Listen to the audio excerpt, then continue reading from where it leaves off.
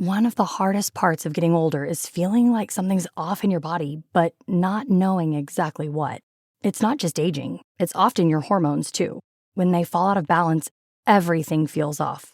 But here's the good news. This doesn't have to be the story of your next chapter. Hormone Harmony by Happy Mammoth is an herbal formula made with science-backed ingredients, designed to fine-tune your hormones by balancing estrogen, testosterone, progesterone, and even stress hormones like cortisol. It helps with common issues such as hot flashes, poor sleep, low energy, bloating, and more. With over 40,000 reviews and a bottle sold every 24 seconds, the results speak for themselves. A survey found 86% of women lost weight, 77% saw an improved mood, and 100% felt like themselves again. Start your next chapter feeling balanced and in control. For a limited time, get 15% off your entire first order at happymammoth.com with code NEXTCHAPTER at checkout. Visit happymammoth.com today and get your old self back naturally. All you homeowners have unique needs. Some feel the need to paint their door a vibrant shade of blue. Others have the need to decorate their bathroom with fish, anchors, and other nautical items.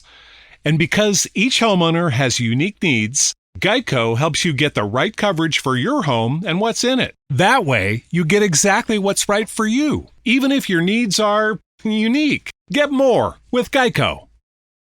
Coming up on episode 305 of Wheel Bearings, we've got the Dodge Hornet, the Hyundai Santa Fe plug-in hybrid, the Kia EV9 and Seltos, and a little whoopsie with the Ford Expedition, the Honda Accord, the 2024 Jeep Wrangler, and a whole lot more. All that coming up next.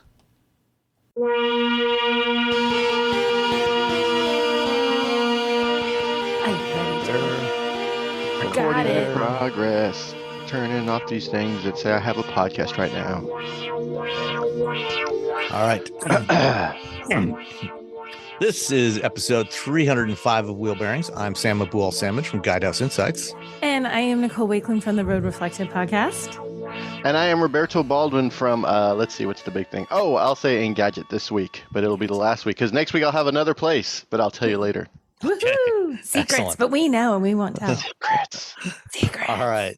Well, Robbie, last time you couldn't talk about something that you had driven.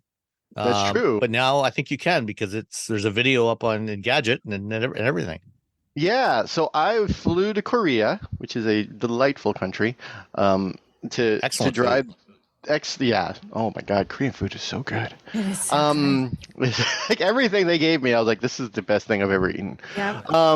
But besides food, I drove the Kia EV9, the three-row electric SUV coming to the U.S. market by the end of this year, which probably means 12 of them will be delivered like on December 29th. That's usually how that works. But in beginning next year, you'll probably be able to pick one of these up if you're into it. By the way, this is one of those vehicles where everywhere people keep asking me about it. I was shooting a video of a Audi e-tron Q8 e-tron, and these people, and I went to go throw something away into the recycling bin, and these people were like, "Are you surveying? What are you doing over there?" I'm like, "No, I'm shooting video." They're like, "Oh, what do you?" I'm like, "I'm a car, blah blah blah. It's an electric car." And they're like, "Oh, what do you know about the EV9?" And they didn't. The video had gone up that day. They didn't know who I was, anything, and the two people out of three were like super into this vehicle. Like, this is my dream vehicle, and. So I flew all the way to Korea. I drove it, as you would expect from a Kia. It's pretty good. Is that all just pretty good? It's really good. Okay, it's really good. There are some sort of caveats. I even mentioned these were really early in the video. In Korea, these were Korean spec vehicles we were driving, which means that the suspension is softer, and the acceleration mapping is a bit more tame. The fastest you can drive in Korea legally is 60 miles an hour. Wow. Yeah. Really? I didn't know that. Yeah. No, it's huge. Everyone. Yeah. Well, it's about the same in Japan too. I think. It's yeah. like you can't. 110 kilometers an hour, I think, is the national speed limit. Yeah. In Korea, it's 100 kilometers an hour. So you're just like, do. I've driven in Korea on a back road where it was 30 kilometers an hour. That's 18 miles an hour. I'm just like, what is happening? Oh my God, that's like just walk. So there's a reason why they don't need a lot of acceleration. They're not really going all that fast. And And then there's a lot of speed bumps. Like everywhere there are speed bumps. Like you just drive, there's speed bumps. So it makes sense to have a softer suspension and not to really have this very aggressive acceleration mapping. That said, it's a really nice car. It was, I drove it for hours and hours around Korea. The seats are really comfy. The interior is very spacious. It feels very light and airy inside. Even though it is a very large vehicle, it doesn't feel as large as it is. Even with that soft suspension, we finally got like a little bit of like sort of back road driving with it. And it corners really well for a vehicle that size, even with that soft suspension. So when it comes over here, it's going to be, it has a nearly 100 kilowatt hour battery pack. Hold on. It's 99.8, I believe. Hold on. Where's my article? Rounds up to 100. Yeah, I'm just close enough. Where is my article? Boop. There it is. I'm sorry. It's a script. Where's my script? It was. I really enjoyed the vehicle quite a lot. They're talking 300 miles of range for the rear-wheel drive version, and 270 miles of range for the all-wheel drive version. It's built on the 800-volt architecture. Kia says that it'll charge from 10 to 80% in 24 minutes. Again, this is like a 100 kilowatt hour battery pack, so that's really, really quick. And then like all of the recent Kias and Hyundais, it has like, little outlets so you can plug things in, like toasters and margarita makers. You got the vehicle to load capability. Yeah, you got the vehicle to load capability. It has now they say it's gonna, at some point you can get on the GT line level 3 conditional driver's assistance, which means eyes off, hands off, in certain areas. And so it's essentially what Mercedes will have, or Mercedes has, which you're going to be on the freeway. It's going to be only work on certain, probably pre-mapped roads, and only up to certain speeds. So, it's mostly like I'm stuck in traffic. I want to check my emails and reply to some texts. You're not going to be flying down the freeway like 100 miles an hour. And it's equipped with LiDAR for that, in addition to the cameras and radar. Yeah, so it's equipped with LiDAR, so it has like Sam said, LiDAR, radar, cameras, the whole shebang in order to keep an eye on the road. Their latest, their latest version of driver's assistance is so much better than the last version. I tried it out on the Ioniq 6, the Hyundai Ioniq 6 a few months ago, and its lane centering is so much better. I cannot, for some reason, I was doing the video and I couldn't even say this word. Adaptive cruise control. I had to. Adaptive cruise control is just so much more refined than in the previous version of the Hyundai Motor Group's driver's assistance feature or level 2 system. And so they're really sort of bringing it when it comes to their EVs over there at the Hyundai Motor Group. The EV9 it's comfortable. I do wish that the chair, like the butt part, felt a little stiff, a little firm for my liking. I like a nice, but you throw it in sport mode, the side bolsters kind of tighten up, and it's there's just like all the things you think you want from a car, it has for the most part. So there is a weird thing that they did though. So they have, this big long piece of glass, and they have your dash cluster, but then you have your regular, infotainment screen. And they've changed the infotainment screen from having like a tablet outlet layout where there's like, icons on the top and bottom. It's just one row of icons. So now you're swiping, more than you should be, to be honest, to get to certain things. But in between those two displays is a little 5-inch touch screen, and that is your climate control. So they're always available for you to look at. The problem is that the steering wheel blocks your vision of the climate controls. You know what? It's funny you say that because I haven't driven it, but looking inside it, I thought that screen was so cool, but I had that you got to sort of move your head over to the right to see it. Now you can see now for me, I could see the defrosters for both the front and the back of the front, the windshield and the rear glass.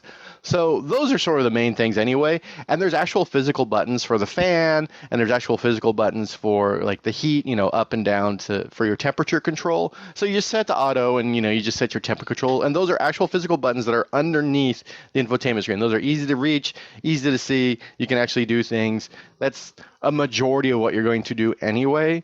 But if you're the kind of person like, oh, I only want the air blowing on my foot, you gotta like move your head over and then push the button. Move your head back over to the move your left. head over. It's weird. I'm looking at the pictures on the Kia website, and they've got a picture, showing the front, the dashboard, and the perspective, the point of view of the photograph is like right from the center between the front seats. So somebody sitting in the back, looking between the front seats. So you have a perfect view of that little climate control touchscreen area there. But of course, as you said, your head as a driver should not be over in the center of the car. Off to one side. It's a weird, I mean, on one hand, you're like, okay, so you're giving us, access to these controls at all times. And you can also sort of bring up access from in the infotainment, but also it's blocked. Yeah. And again, most of us are sitting there at this point. Most of us are just sitting. I know I just set it to auto, and then I just hit the temperature control that I want, and I sort of set it and forget it. So I don't, I very rarely adjust the, where the wind, where it's being blown. Is it being blown at my face or at my torso or at my feet? I fiddle with the air vents all the time. I'm constantly. Oh, so for you, you're gonna have like, you're gonna be like, yeah. Because like the sun's on my face, I like aim a vent right at my face. Then it's like it's gone around a tree. Okay, now I'm gonna aim it down. I constantly fiddle with that. Yeah, see, I live in Northern California. It's 60 degrees. It's the same overcast. all the time. No, it's not like that here. Nothing changes. Big trees and all sorts of issues. I think this was a situation where they decided, okay, rather than having a separate stand-up tablet style display in the center, separate from the instrument cluster, we're going to go with this all one big piece. So it looks one like big piece continuous. of glass. But it's like we've got this big chunk in the middle Little there. Wedge. We can't just have this big chunk of black in the middle of this between the instrument cluster and the infotainment display. Let's put something there. Yeah. It's a very I mean, you understand. I understand why they did it. That said,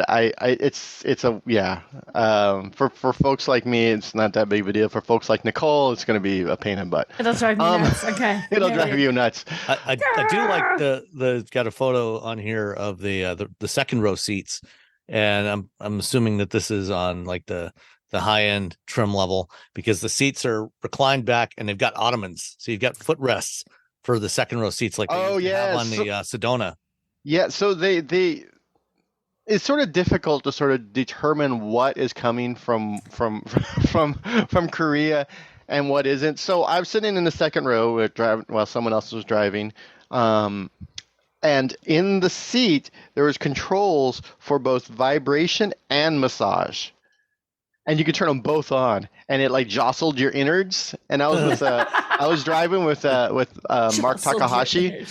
And Mark Takahashi, I'm like, dude, you gotta sit back here and you gotta try these out. He's like, I don't like this. This is too much. It's too much. No, too much interaction. And then we had someone else in the car, and I'm like, oh, you gotta try this. And he's like, I did it for a little bit. It's a lot. I'm like, so you don't have to use it. So I'm not 100% sure that is coming to the U.S. If it is, you can do one or the other, or you can be like me and just do both and just have like let your internal organs have a little party. I'm imagining you like one of those, those things outside a gas station, the big floppy man with the arm.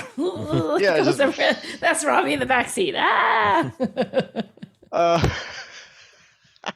So did they give you any indication at all on pricing? No indication, nothing. They would not give me any information about pricing. These automakers, especially for a car like this, I think there's a lot of buzz for it. It's a 3-row SUV that people are going to be able to buy. The ID Buzz isn't out until next, summer, probably fall, and even then, you're not going to get one. I'm sorry. You're not going to get one because they're only making like 100,000 for the entire world per year. It's such a small production run on that. It pains me. So you're better off trying to get if you want the ID Buzz, it's going to be 2 years. If you want the EV9, it's probably going to be, maybe a year, probably less. That said, they're going to want to drag out the news for this, and that's what automakers do. They like, here's a teaser photo, and here, do you remember the Bronco? Oh, It's like yeah. 5 years of that. Like they didn't even have a car yet. They're like the Bronco, and then like here's a tail light, and here's a bolt from the right fender. Here's a bolt, yeah. Here's a picture of a horse. You're like, oh my god. Here's a picture. So they're gonna sort of drag this thing out. It's the one I was in. It has the captain's chairs in second row. It has room for 6. The way it's packaged in the rear, there's only room for 2 people to sit back there. You can't put 3 people in the back. If you get the bench in the second row, you can get 7 in there. I don't know. Just don't take one less person. Just get the one less person. Just don't take 7 people. Just find your least favorite friend. Just get rid of them. You don't need them. Gary, I'm sorry. Yeah.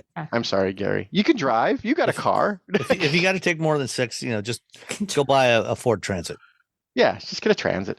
Let's see, tons of room. With all 3 rows up, there's 20 cubic feet of space behind that third row. When you fold everything down, there's 82 cubic feet of cargo space. 82 cubic feet. So you could fit like a Miata back there. Android Auto, CarPlay, work. I have no idea if it's going to be wireless or not because the Kia Hyundai wireless, not wireless thing is just bonkers. Super confusing. Yeah. You essentially just have to like get in the car and see what happens when you plug it in. Do I need to plug this in or is it like no?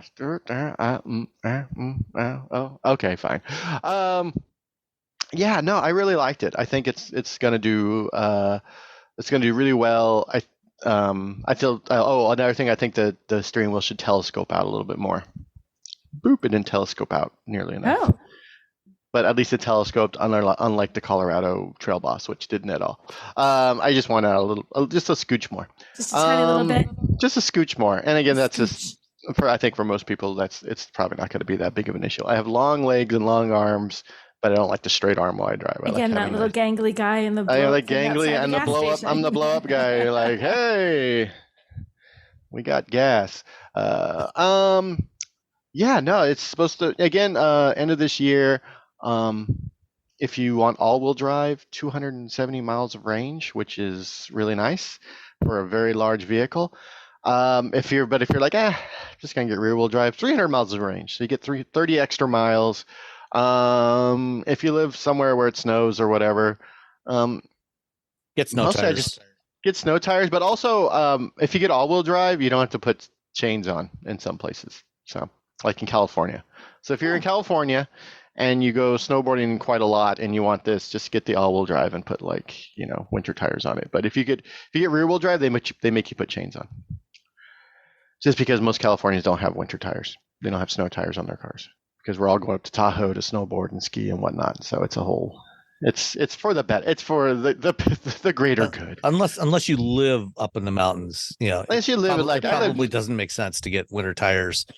For a few weekends a year. Yeah. A friend of mine tried to convince me to buy winter tires for my Subaru, for my WRX, and then like a week later he's like, "Oh, that's a dumb idea." And I was going up like 20 days a year, like snowboarding. Oh wow! And he's like, I just threw I had all seasons on it, and all-wheel drive, and I grew up riding in snow, so it was fine. But that, there's a lot. You should get some. Anyway, Kia EV9. It's really nice. I'm assuming it's going to be better, handling wise and performance wise when it gets to US. It has sport mode. Why does a third road vehicle need sport mode? Because it just makes you feel like you're driving a sports car, even though you're not. You don't need sport mode. In your head. Sometimes when you're hauling the kids around, you just have to, once you drop the kids off at school. You just need to decompress, escape a little bit, put it in sport mode, get that little bit of extra, little something. Yeah, a little something. So so that was just to help restore your sanity. Just to help restore the sanity. Okay, all right, fine. But most of the time, you're just gonna be cruising this thing around in normal or eco mode. And frankly, if you're somebody who has a lot of kids, or you travel, big family, or you like me, you have dogs, or you have gear that you have to move around a lot, this is actually hopefully a good deal. I have no idea how much what it's going to cost because you can never. It has to be because everything that they do is generally speaking a good deal. Do you know what I mean? Yeah. I don't think it's going to be cheap, but I think you're going to get it. It's going to be a good value compared to what everything else on the market, which is nothing. Are they going to offer like a standard range, shorter range version, smaller battery? That's what I heard. I heard they're going to offer the smaller battery, but again, so it'll probably be like the 78 kilowatt hour battery. Yeah, yes, but you'll probably get like a 220. Yeah. Range, which again, if you're just cruising around town, I think that's fine. But I think a lot, and even for long distances, because you have that 800 volt charging, it's going to be great. And Kia is allegedly already talking to Tesla. Of course they are. About NACS or the Tesla plug. Are we calling it? What are we calling it? What is the official NACS? Are we saying NACS or are we saying NACS? Like what are we saying? I like saying NACS because I like the band, the NAC, but I think we're saying NACS. That's totally fair. But I also like saying MBucks. So for MBUX. Oh, I like saying MBucks too because. But on video, I say the proper word. I say. What do they call it? MBUX. Mercedes-Benz user experience. Yeah, the MBUX. MBUX. It looks like MBucks. MBucks. I got some MBucks I can only use at the Mercedes store, which is fine. MBucks. Yeah, you can't use them at you the got to use a lot store. of them though, because it's the Mercedes store. You need a lot of MBucks. You need quite a lot of MBucks. I don't know. What is the exchange rate? I mean, maybe the exchange rate is such that you don't actually need very many MBucks. 50 cents is equal to one MBucks. Is it based on the euro or based on the dollar? Because the dollar is stronger than the euro, but they're a German company. I'm going to go with the euro. And I feel like the Germans would want it based on the euro. I feel like if you're in Germany, you're going to get more. You're going to get more of it. If you're in the U.S., but you are going to have to pay a value-added tax, so that adds up. So if you have a bunch of MBucks, wait till you visit Germany and then spend them at the Mercedes. There you go. Yeah. Store there.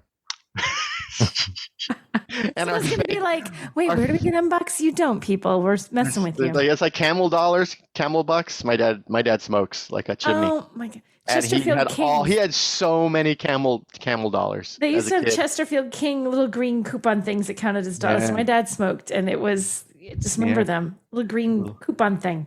MBucks. I got home from Korea and I immediately got into the Kia Seltos XSX turbo all-wheel drive. All Kia all the time. All Kia all the time.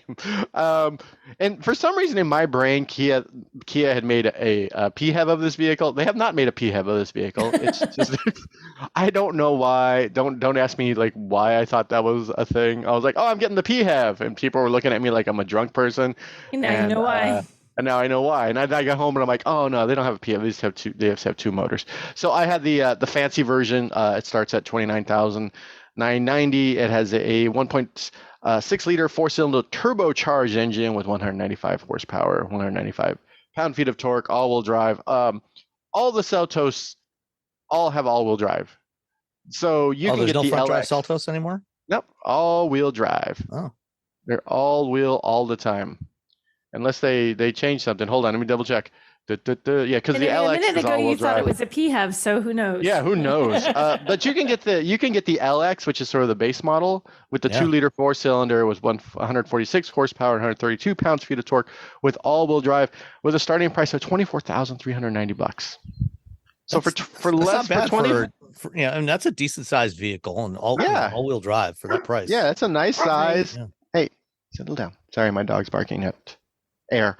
For $25,000 you can get an all-wheel drive, like a good SUV. It's not sporty, it's not like woo, but it is. I drag things around with it. I drove it around. I only had a few times where I like kind of wanted to kill the transmission, but for the most part the transmission was fine.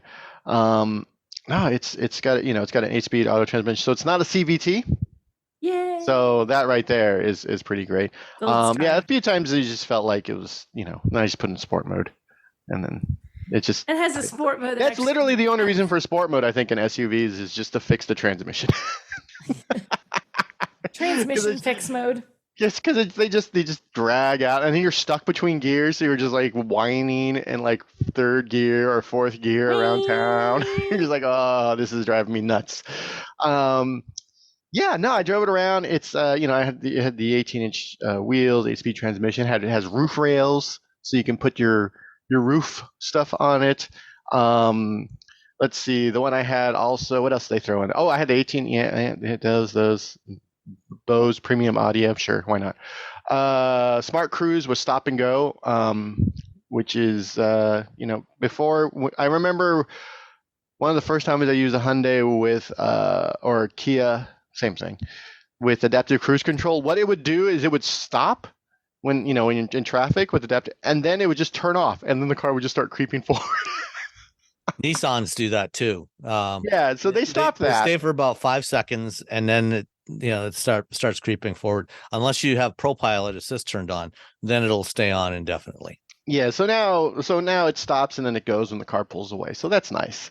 This one also had the additional sunroof, powered liftgate, digital key, ventilated front seats. Even for $30,000, for the version I had, you're getting a lot of stuff in this Kia. It just feels like a much nicer vehicle. It's more comfortable than it should be for this price. It's better equipped. It's got a nicer interior than it should for this price for sort of. I was a fan of the little the Seltos. You got a lot of room in the back. Put the seats down. I enjoyed the Kia Seltos. But the Monroney they gave me didn't have a price. So apparently the car I have was $0. So I want that one, that exact model. I would like, please. Yeah. So the vehicle I got starts at brand 30. new car with no car payment. No awesome. car payment. It says 30, and then let's see. I'm trying to look and see if there's what the upgrades were. Oh, the SX sunroof was another $1,200. So 33, not 33. So 31 and a half. That's not bad. For the bells and whistles that I got in there. So that's nice. And again, if you're an outdoorsy person and you go up to mountains, this is all-wheel drive, especially in California. They're not going to make you put chains on, which again, huge pain in the ass. And it has bars across the top, so you can just really quickly and very easily add, your ski racks, your snowboard racks, your kayak rack, your bicycle rack. Strap down your drum kit, Your drum kit, your drum kit rack, your rack all those things. Your rack of choice. The roof on the old roof rails, and then finally.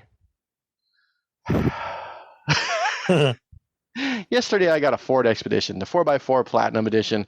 I've already driven the Ford Expedition. I asked the very nice fleet manager in my area, if I could get a large vehicle because I have to haul a bunch of gear up towards Yosemite because 2 of my bands are playing a music festival. He said, yeah, that's no problem. Here's the Ford Expedition Platinum 4x4. It has Blue Cruise. And so I drove that car for a grand total of 20 minutes. I was on my way to go buy guitar picks. And you felt it was so good, you don't have to evaluate anything else. You can give it back now. See, right? I'm done. I'm going to buy some guitar picks, and then I'm just going to leave it on the side of the road. Yeah. What happened was that someone apparently or allegedly, or this is what they told me, they were cut off by another driver. And when that happened, they hit a car, and then I was in the right-hand lane getting ready to get off the freeway to pick up my guitar picks. That close. At Guitar Center. I was going to cover my ears so I didn't have to listen to Stairway to Heaven being played 1,000 times by 1,000 guitars. And this other vehicle, after he hit that first vehicle, went flying from the left-hand lanes into the right-hand lanes, and I slammed on the brakes. And instead of getting sort of sideswiped by them, I hit the rear quarter panel, and the front left bumper or the front left fender of the vehicle got sort of smashed in. And so that was the end of my drive with the Ford Expedition, which is so it's a good reminder for a few things. Just be paying attention. There was nothing on the freeway. There wasn't a lot of traffic, which was unusual for the time. So I was like, oh, okay. And I had turned off Blue Cruise because Blue Cruise along Interstate 80 in this section is just a big pain in the ass because some of the curves are a little bit sharper than Blue Cruise can handle. So it just turns itself on and off. It's just like always yelling at you. Well, it doesn't yell. It just changes the color. The color of the dash changes. And I'm just like, and most of the time when Blue Cruise is on, I just leave my hands on the steering wheel because I don't know what to do with my hands. with hands free. I'm like, what am I supposed to do with these now? Just sit them in my lap? So I just leave them on the. So I was just driving. I had turned everything off because I was getting off the freeway, and all of a sudden, out of my left hand, out of my peripheral, I just see this car flying towards me. I slam on the brakes. It hit it. I'm fine. I didn't get hurt. No one was hurt. Except the car. Except for the car. And my first reaction was like, oh, this is going to be a pain. So I pulled over. I got off the freeway. The person in the BMW got the freeway. Now, the car they hit before them, a silver SUV, they pulled off the freeway, but they left the rear of their car like in the right lane. And they were like, oh God, they were shaken. So I didn't want to go back there and be like, you need to get your goddamn car off the road because you're behind me and someone's going to hit your car and then it's going to hit me and everyone's going to get hurt.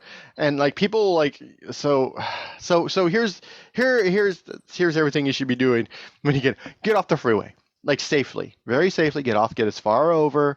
And you're supposed to get out of the car and move over, but there was like a bunch of weeds. So I sat in the car with the seatbelt on.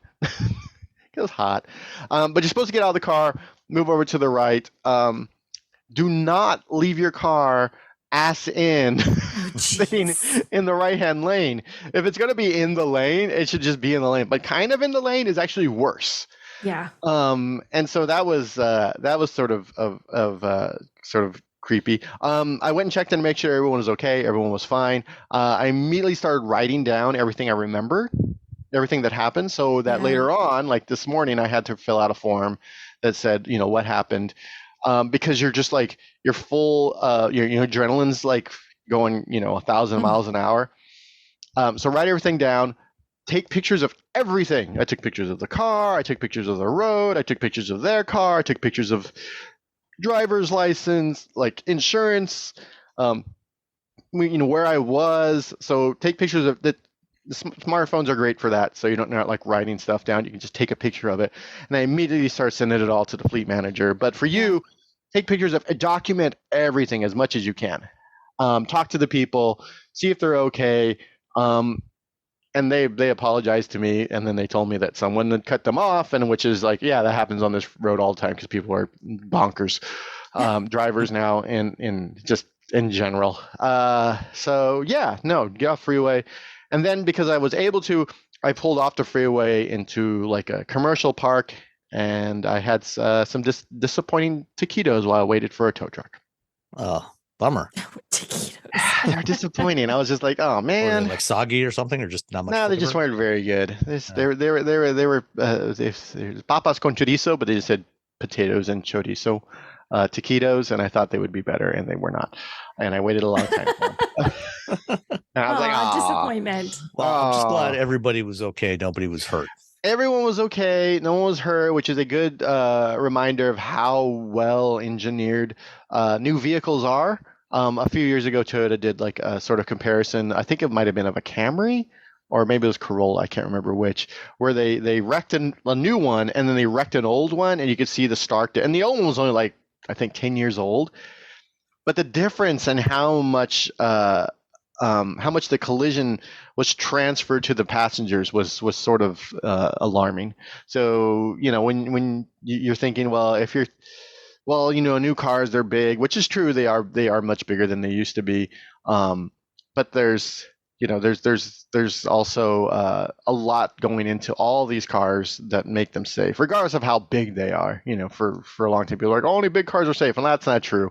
I watched a smart car run into a cement divider at 70 miles an hour, and the door still opened and closed. So get off. Don't think just because I was driving a Ford Expedition, I was safer than if I had been in, say, something else.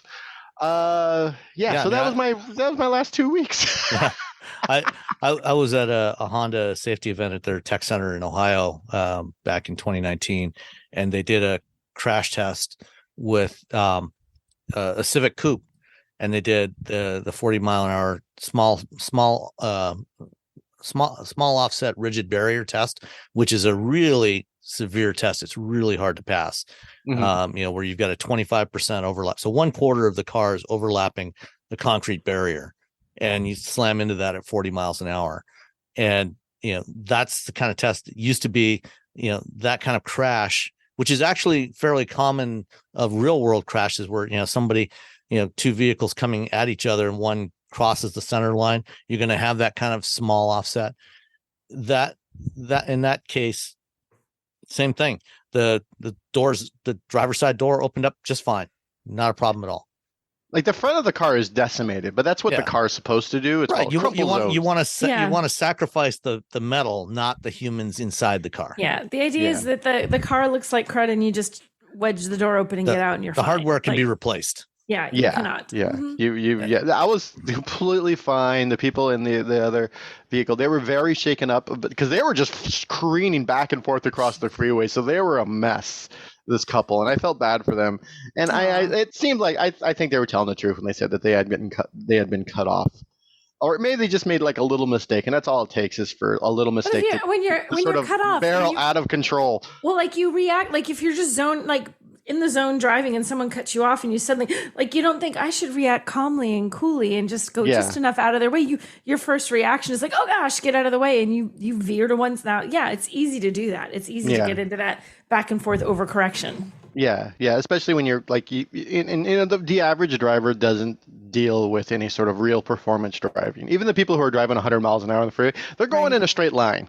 And so when things go sideways, it's really bad for them because they don't have the sort of experience that you would have if you did a lot of performance driving on tracks, by the way. This is not like on the road, like on a track. Yeah. To sort of understand, you understand how like weight distribution works and, oversteer, understeer, that sort of thing.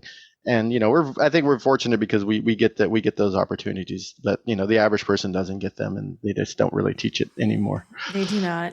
That said, be safe out there. When is this one going? When is this podcast going? As soon as I get it edited. So all right. So it's 4th of July weekend. Be safe. There's a lot of people traveling. Sometimes people have a little bit too much to drink. So just be extra vigilant this weekend because you don't want your Ford Expedition getting smashed into by a BMW X1. Yeah. I remember back about 10 years ago, the Insurance Institute for Highway Safety did a crash test where they crashed 2009 Chevy Malibu into a 1959 Chevy Bel Air, and it was that kind of small offset crash. Yeah, and I'll include a link to that video in the show notes, but you can see the difference between the protection that occupants in a modern car get versus an older car.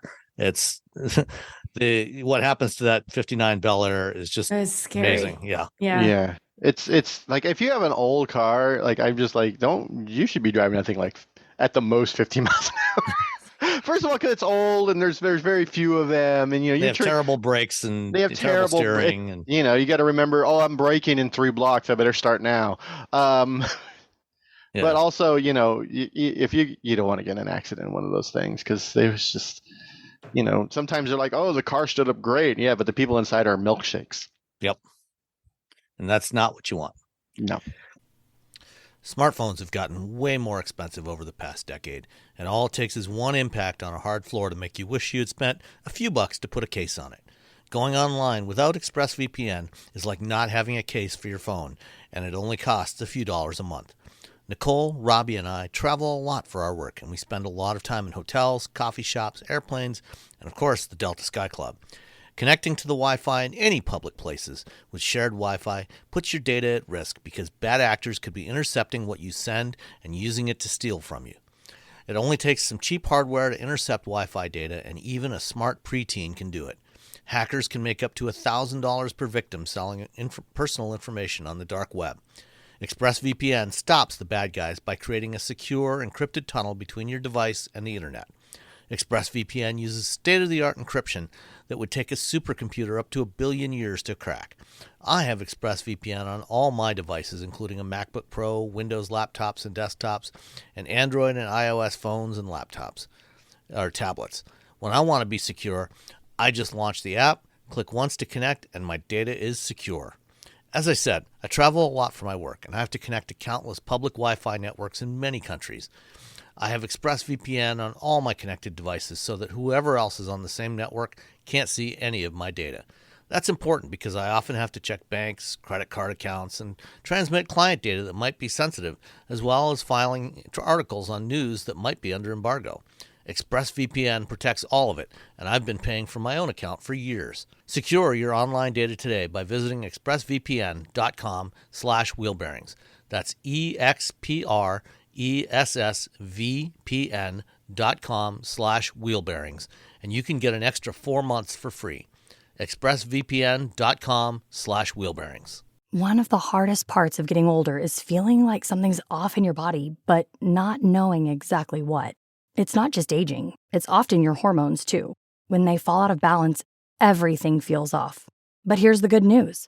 This doesn't have to be the story of your next chapter. Hormone Harmony by Happy Mammoth is an herbal formula made with science-backed ingredients designed to fine-tune your hormones by balancing estrogen, testosterone, progesterone, and even stress hormones like cortisol. It helps with common issues such as hot flashes, poor sleep, low energy, bloating, and more. With over 40,000 reviews and a bottle sold every 24 seconds, the results speak for themselves. A survey found 86% of women lost weight, 77% saw an improved mood, and 100% felt like themselves again. Start your next chapter feeling balanced and in control. For a limited time, get 15% off your entire first order at happymammoth.com with code NEXTCHAPTER at checkout. Visit happymammoth.com today and get your old self back naturally. All you homeowners have unique needs. Some feel the need to leave up holiday decorations year-round. Others have the need to use their garage as practice space for their new metal band. And because each homeowner has unique needs, Geico helps you get the right coverage for your home and what's in it. That way, you get exactly what's right for you, even if your needs are unique. Get more with Geico. All right, Nicole, Yes. what about you? What have you been driving? So I have been driving the. Did you cut anyone off eastbound on Interstate 80? I did not. It wasn't me. Okay, so all right. It wasn't me. I cut no one off. Not on Interstate 80 eastbound. At least on it. Yeah, Sam, details. So I was driving this week the 2023 Honda Accord, which is all new this year. And they made a lot of changes to it. I feel like sedans get sort of, nobody wants sedans anymore. Everyone wants SUVs. But the Honda Accord, like if you want a sedan, good sedan. I see you raising your hand. I still want sedans. You still want sedans. Sedans are dope. And the new Accord, I've seen it out in the. I haven't driven it yet. It looks so. I really like the way it looks. It's really good. It looks really nice, so I had a cool color. I'm trying to find the color because I wrote it down here. It was called Radiant Red, which is not Mazda Crystal Soul Metallic, but it's good. It's nice. It's like $455. I'd totally pay $455 for that paint. So they redid like everything because it's an all new. Everything gets touched. The front end looks a little bit different. The tech is a little bit different. Everything gets an upgrade. There's nothing really dramatic in terms of the changes, but all little iterations better, which is what you want because it's not like the Accord was a terrible car to begin with. It's already really good. So like improvements are going to be small improvements as you start moving up the scale, not overly dramatic. So I had the Hybrid Sport, which has 204 net system horsepower, 247 pound-feet of torque. And I drove this thing because I had it actually because they did a little mini drive program here in the Northeast. And there is a place, it's spelled like Accord, ACCORD, in Accord, New York, but it's actually called Accord. And bazillion years ago, Accord, which I can tell you why in a second. But so they when they originally launched the Accord, they had it there and they did pictures under various signs that said Accord New York because it was the name of the car. And so we actually had a chance, our Honda guy arranged it so that we could see some of the original spots where they filmed and photographed things. Like and back in the 1976 Accord, yes, the original. On that first gen Accord, which by the way, amazing car. I love that car so much. They even had the original brochure. I'm telling you guys, the men's hair, woo, they've got some style and I'm like, wow, these were fancy people driving the Accord. So, but they had the original pictures. It was a different time. It was a different time.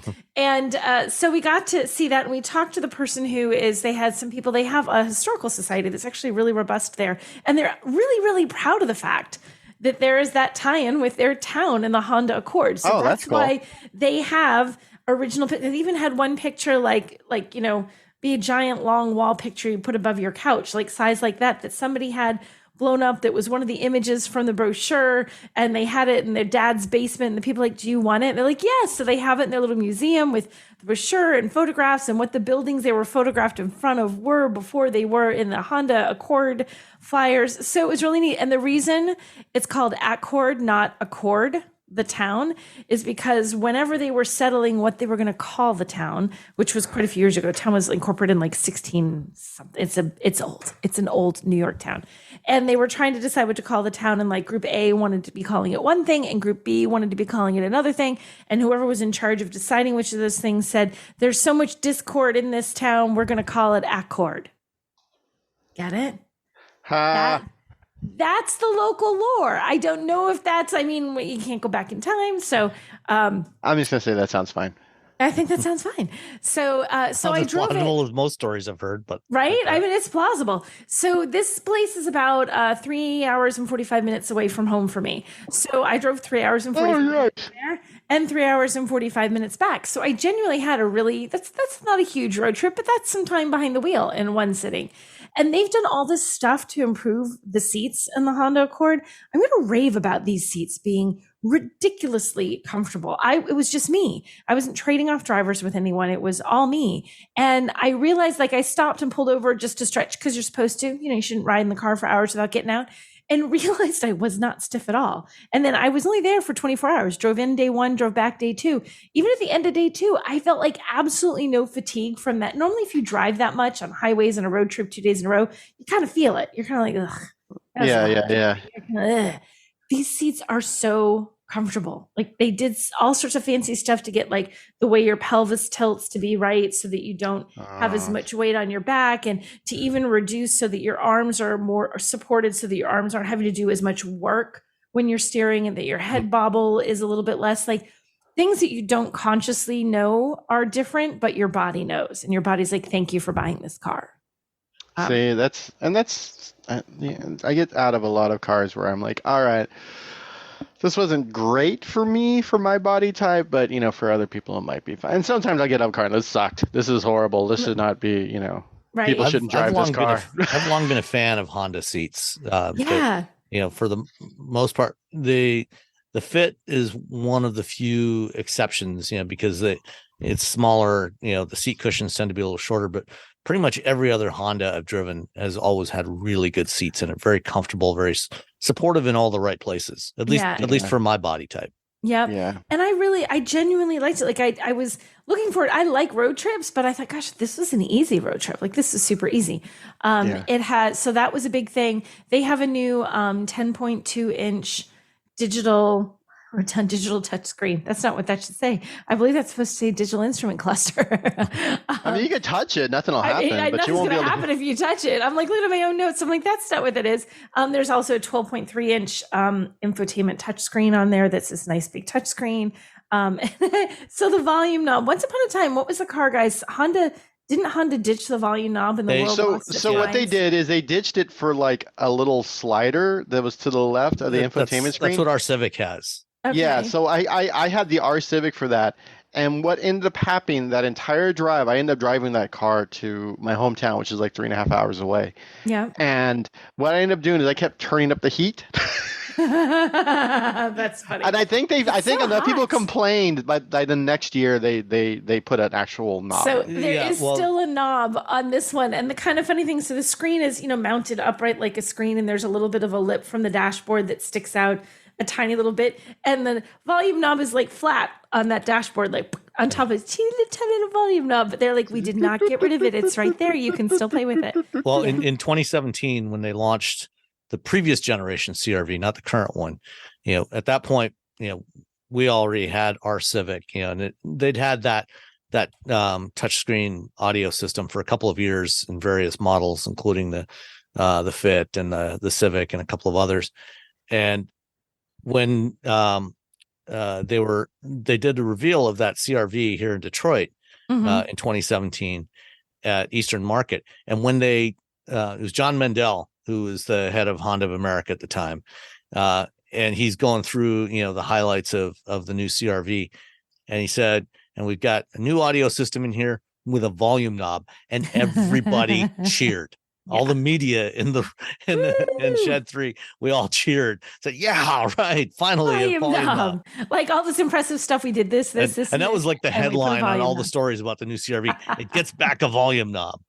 See, volume knobs are important. So it has them, but it's just like the way it's just put on there, like it's everything so clean. It looks totally fine, but it's like, it's just tucked there. Like, we left it, guys. Everyone calm down. Like I could literally hear a designer's thoughts as I saw that little volume knob sitting there. So I think the thing that it does well, it has good power. I mean, I'm driving on interstates across Boston through parts of New York where you have to be aggressive in how you drive. Like, you can't be a leisurely laid back driver, and it has plenty of power. I was driving that hybrid engine. It moves. I really liked it. It gets good fuel economy. It's rated up to 51 city, 44 highway. So it's going to, you're going to save money on gas.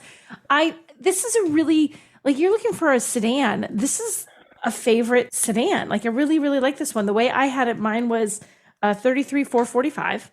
So that's pretty affordable. It's not outrageous. And you talk about the prices of cars these days and how so many of them are so expensive, and you have to go all the way to the highest trim, and suddenly your very affordable car is not, because to get a minimum of features, you've moved so far up the lineup that suddenly you've spent an extra $10,000 on the stupid thing. This, you don't have to, I mean, there's 10-way power seats, and it was, the power, the comfort, the big infotainment screen. It's got good safety. Like, it has all the features you want.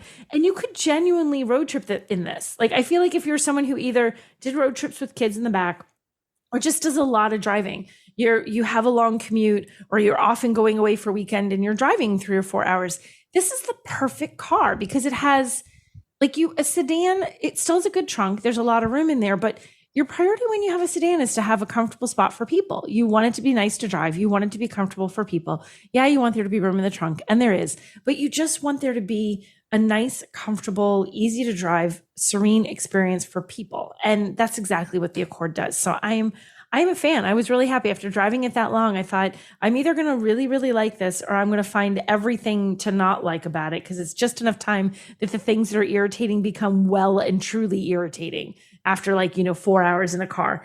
And there was nothing that I found irritating. I liked it. I really liked the Accord. So go Accord. What about the infotainment system? I didn't find the infotainment system hard to use. Why? Do you not like the infotainment? No, I haven't actually had a chance to try this new one yet. This is the first model that they've launched with their new Android Automotive based system. Yeah. So it's got, Google Assistant and Google Play services, the Play Store and everything.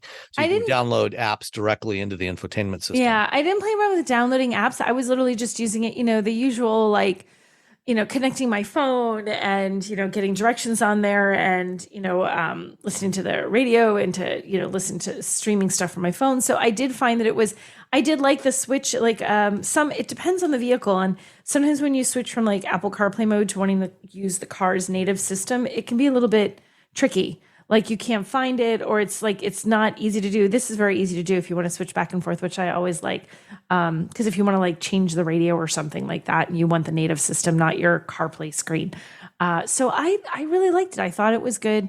I thought it like I said, it checked all the boxes. I feel like it's a very solid choice, and I feel like it's a good value. Like, Honda's not the cheapest guy on the block, but I feel like you're getting a good, it's a solid, reliable car. The ride is good. All these things. I feel like for $33,445, I would buy this. Cool. Yeah. Right. Bam. Right. There you go. Well, I was double booked last week, and I had 2 cars that overlapped. So first up was the Dodge Hornet GT Plus. This is the Hornet is the first new Dodge in about a million years, I think. I think the last new model that Dodge launched actually was the Dart, which didn't work out so well for Dodge. So this is the Hornet, which is essentially a rebadged Alfa Romeo Tonale. And from what I've heard, the people at Alfa Romeo were not thrilled when Dodge decided to have their own version of it. But at any rate, it's here. Currently, you can get the GT and GT Plus trim levels, which have the the 2-liter turbo 4-cylinder, kind of, Stellantis's global 2-liter 4-cylinder that is in all kinds of stuff now, including the Jeep Wrangler, and it's in the 4xe Wranglers and Grand Cherokees, and all kinds of vehicles across the Stellantis lineup. And in this case, it's mounted transversely and produces 268 horsepower and 295 pound-feet of torque, which is pretty good. I like the size of the Hornet. I like the way it looks. I think the powertrain was good. It's paired up with a 9-speed automatic. At some point later this year, they're also going to bring the Hornet RT, which is a plug-in hybrid, and that plug-in hybrid will be the only powertrain that they offer in the Tenali for the North American market. Originally, the Tenali was supposed to have both the gas engine and the plug-in hybrid, but now it's only getting the plug-in. So the Hornet GT starts at just over $30,000. The one that I drove was a little bit pricier than that. In fact, let's see, since they did not supply a Monroney with this one, I had to go through and price it out on the Dodge website, and now I can't find it. There it is. It came out to a grand total of $41,665, which more. Yes, a little bit more. So this is a compact crossover. I love the Acapulco gold exterior paint. That was great. And it had the GT Plus. Has it's all-wheel drive. It had a number of options on there, including the Abyss finish aluminum 18-inch aluminum wheels, and the interior is slightly different from the Tenali. So for example, on the Alfa Romeo, as on the Tenali, as they did when they launched the Giulia and the Stelvio, they put the engine stop start button on the steering wheel. It's in the lower left quadrant, just below the left spoke of the steering wheel is where you get the stop start button. Well, in order to distinguish the Dodge from the Alfa Romeo, the Dodge gets its stop start button on the center console, where it typically is on most cars, and that location where the Alfa has its stop start button is now the sport mode button. So little details like that they separate the two. Interior room I thought was good. The seats were fairly comfy and supportive. My only real complaint with this car was I thought the suspension tuning was a little off. It seemed to have more dive, more squat, when you're accelerating and braking, more body roll than I expected. And it just seemed like the damping was a little bit off. I thought, the spring rates were fine, in terms of its ability to absorb potholes and bumps and things like that. But I think it could have used a little more work on the damping to kind of tighten everything up, or maybe some stiffer anti-roll bars. I'm not quite sure what, because it just seemed the body seemed to flop around a little bit more than I expected in this thing, especially given that it's intended to be fairly sporty. It looks sporty, and it's a Dodge. So it's not a muscle car like the Challenger or the Charger, but it's still intended to, the Dodge brand is supposed to be a sportier brand, and it just felt like the body was moving around a little bit more than I wanted. The infotainment system worked great. It's the same Uconnect 5 that you find on most newer North American Stellantis vehicles.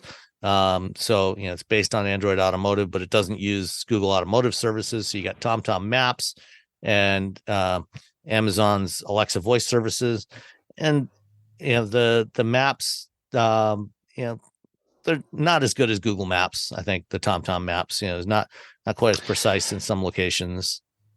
Which is crazy because they've been doing maps for a bazillion years. Yeah, they have, but it just didn't seem to work quite as good there. But there's support for wireless Android Auto and Apple CarPlay. So once you get your phone paired up, start the car and it's, it hooks up to the infotainment system as soon as it boots up. Rear seat room was good. I'm 5'11". I was able to sit very comfortably and, had plenty of room behind myself, with the driver's seat set for my position. I had plenty of leg and headroom and shoulder room, decent cargo space in the back. So, the one that I had the black leather seats, the Uconnect 5 with the nav. That's optional. It had the adaptive cruise control, and supposedly lane centering, but the lane centering didn't supposedly didn't seem to actually do anything to really try to keep the vehicle in the lane. It does have drowsy driver detection, which is based on the steering wheel. Interestingly, even though it doesn't really do much in terms of lane centering, it has, like a bunch of other recent Stellantis vehicles, it does have capacitive sensors in the steering wheel. So when you're using the I was confused with the other vehicle. This one, the lane centering actually did work quite well. It was the other vehicle I'm going to talk about where it didn't really seem to do much. On this one, the lane centering worked quite well. And you could, this is supposed to be a hands-on system. Mm-hmm. So you're not supposed to go hands-off with it when you're driving on the highway. But, basically I could just put one fingertip on the steering wheel so that the capacitive sensor was detecting that my hand was there, and just drive down the highway and it would follow the lane with no problem at all. So It actually worked really well in this one. And usually I kind of kept, my hand, kind of beside the wheel, touching it, not necessarily gripping it, but touching it, so I could, if I needed to, immediately grip the wheel and take control. So that part worked really well. As I said, I love the Acapulco gold metallic finish, and the black painted Hornet badges on the fenders. Cool little car. And I think with a little bit of additional work on the suspension tuning, I think, this could be a lot of fun. And I've talked to some people that have driven both this and the Tenali, and I'm not sure if you've driven both yet, Robbie. I haven't driven either of them. Oh, okay. Yeah, no, I gotta get together. Yeah, I mean, I was talking to Roman Micah at the Jeep program this week, and he's driven both, and he said, yeah, the Tenali, it seems much better controlled. So the suspension tuning on the Tenali is better. So we'll see what they change. If they change anything for the RT, which is the plug-in hybrid, which is closer to what we're going to get with the Tenali. If that one is tighter at all than what we get with the Hornet GT. But I mean, if you're looking for a compact crossover that is something a little bit different from all the rest of the stuff out there, this is definitely worth a look. And I said the price at almost $42,000 is a little on the high side. Equipped as this one is. Yeah. You can get the GT starting, at about 30,000. So I think, if you're a little more judicious, with the options, then, you can probably get a reasonably equipped one in the mid 30s. And I think that's a little better value. It certainly doesn't feel cheap inside. The materials are nice. Everything's nicely finished, good fit and finish on the car. Let's see what if they have the summary with the destination charge. Yeah, I'm not sure. I don't see it on here because I had to do a build on the Dodge website. I think the destination charge is like $17.95 on this thing. So that is the Dodge Hornet GT Plus. GT Plus. Well, the Plus is, it's extra cash. Yeah. plus more dollars. Plus more dollars. All right. The other car that I drove was also a crossover, slightly larger. This was the Hyundai Santa Fe plug-in hybrid. And this is the one that the lane centering didn't really seem to do much of anything. So see, it's the old Hyundai. It's not very good, is it? Not in this one. I've driven some Hyundais that actually do quite a good job with lane centering. And it just on this one, it just doesn't really seem to do much.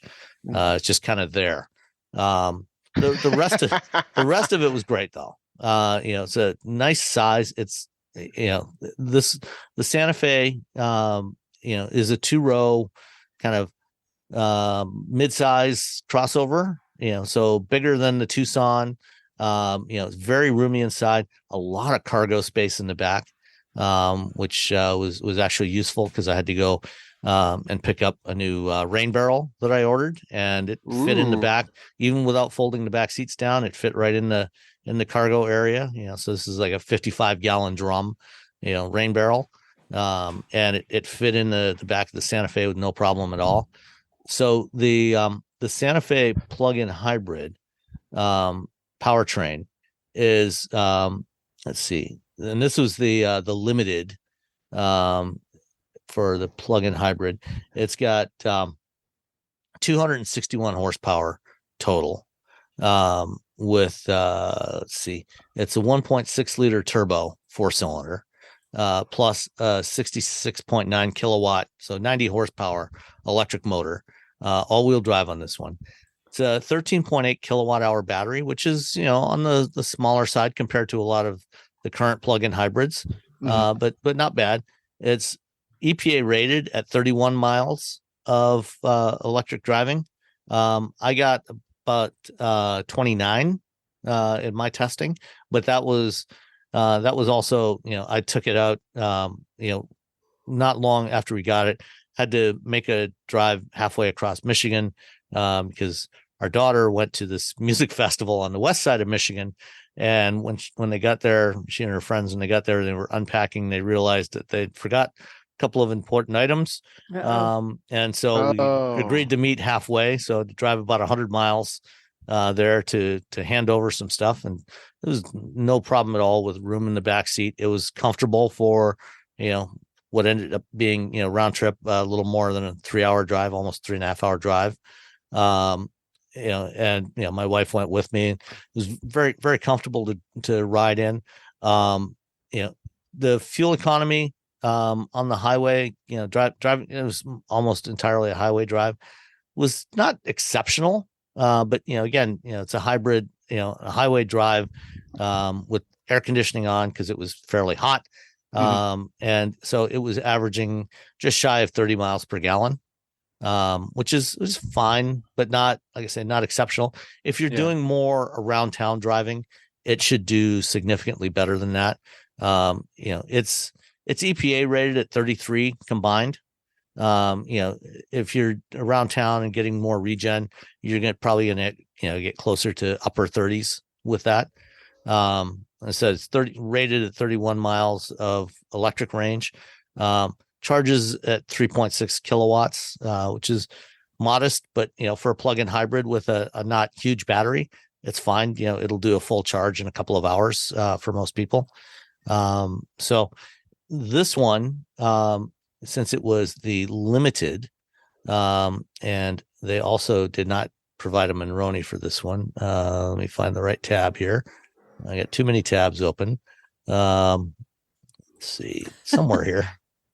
Build your own Hyundai. There it is. Okay. Build your own Hyundai. So 2023 Hyundai Santa Fe plug-in hybrid limited with all-wheel drive came out to a grand total of $49,195, which is pretty steep. And since unfortunately the plug-in hybrids, all the plug-in vehicles, or most of the plug-in vehicles from Hyundai, Kia, Genesis are still built in Korea. So most of the Santa Fe's, gas engine Santa Fe's, are built in Alabama, but the plug-in hybrids still come from Korea, which means that it is not eligible for federal tax credit unless you lease it. If you lease it, you can get the $7,500 tax credit on it. If you do not lease, then you will get nothing, and you will pay that full $49,195. And would you like to guess at what the freight charge is on this? Oh.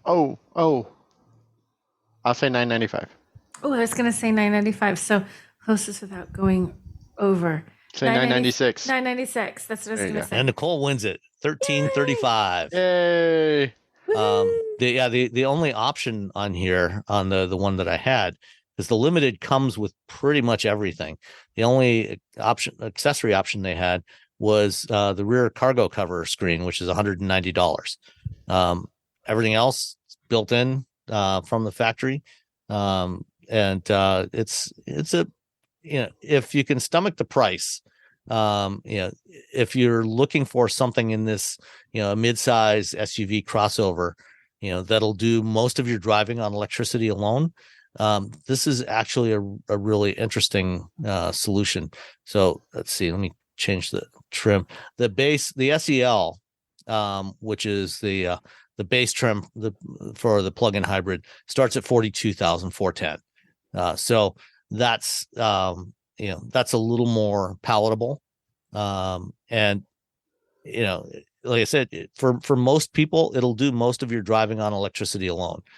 So you'll get most of the benefit you would have of, say, an Ioniq 6. And then when it's time for a road trip, you just keep on driving.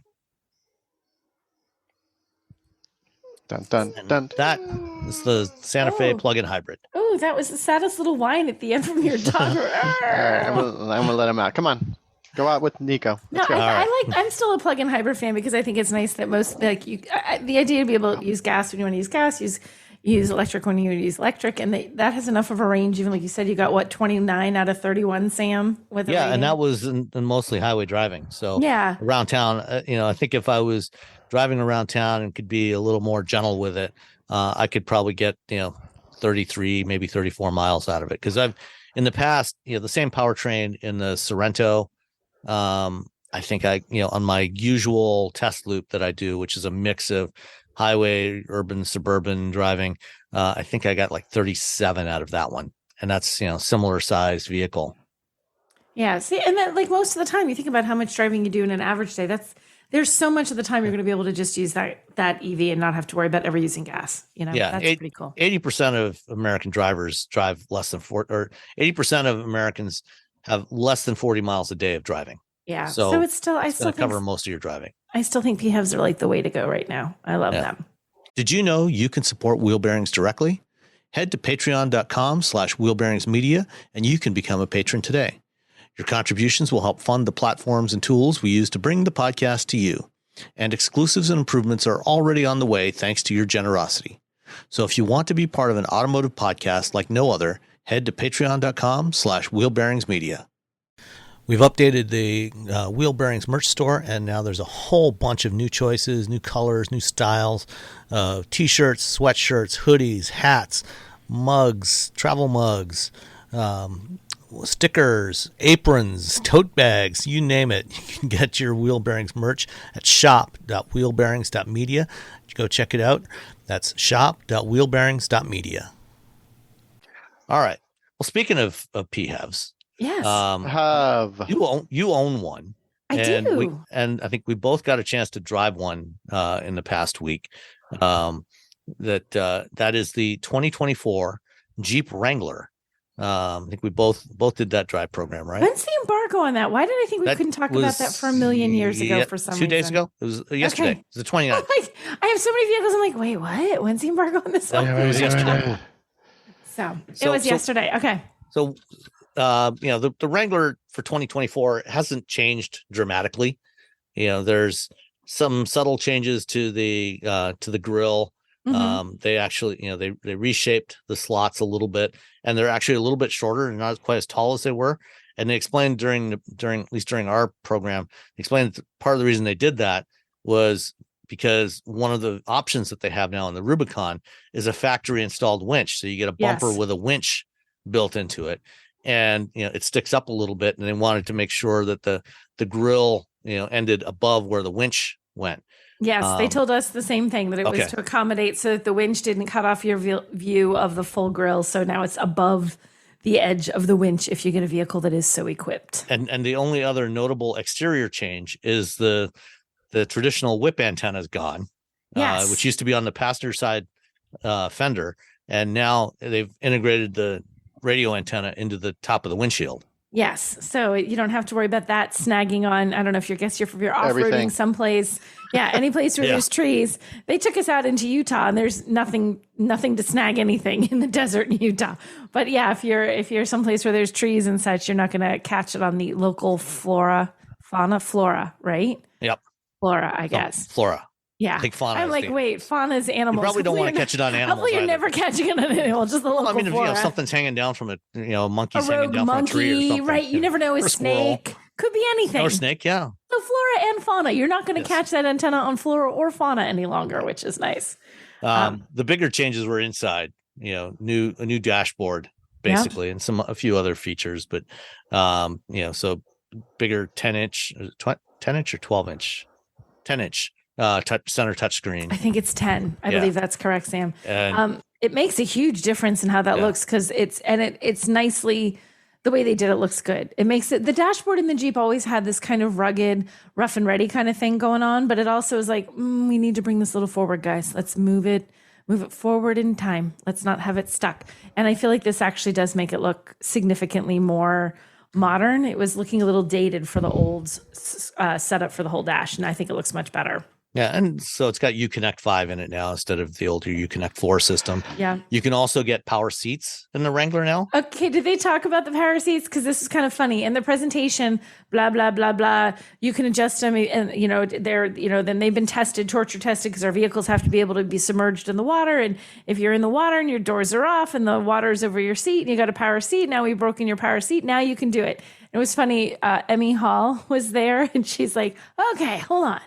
You mean to tell me if I'm driving through water and the water's up over my butt and I need to adjust my seat, I can reach down into the water and do that? And they're like, yes, we had an engineer try. It was one we didn't like very much and he survived. So yes, you can do that. So you won't get electrocuted adjusting. You will not get electrocuted adjusting your power seats and they will still work. So yeah, that was a big thing, the power seats. That was a very good Emmy impression, by the way. Thank you. Yeah. Let me get this straight. Let me get this straight. You're telling me. That's exactly what I said. You're telling me. I was like, oh, here we go. Emmy's got a question.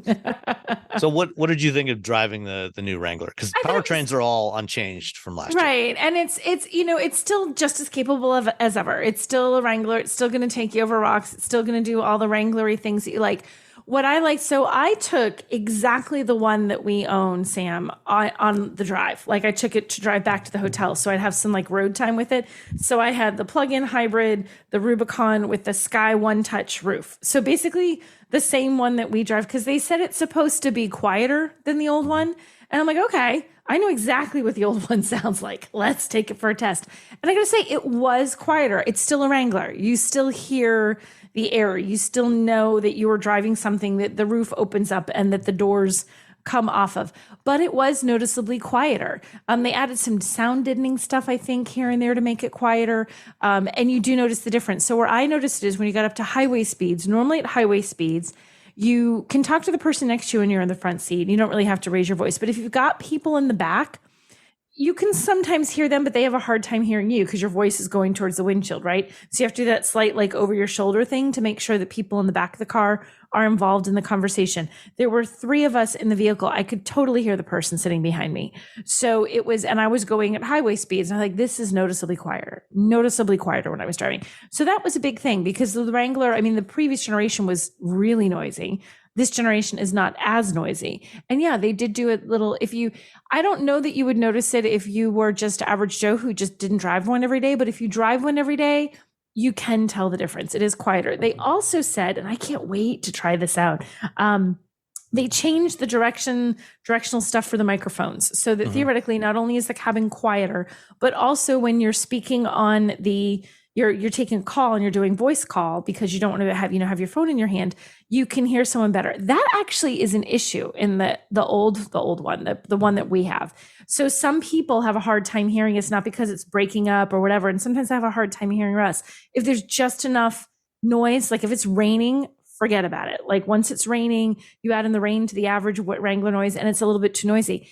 This one seems quieter, so that would reduce some of that noise. And they say the microphones are better so that someone will be able to hear you. So my test is going to be when I get one in my driveway, My mom can never hear me in the Wrangler. I won't call her in Russ's Wrangler. I'm going to call her in the press car when it arrives in my driveway and see if she can hear me. I actually did get a call from a reporter. You did? About something that afternoon while we were driving back to the hotel. And so I was taking a call while driving down the highway and driving through St. George.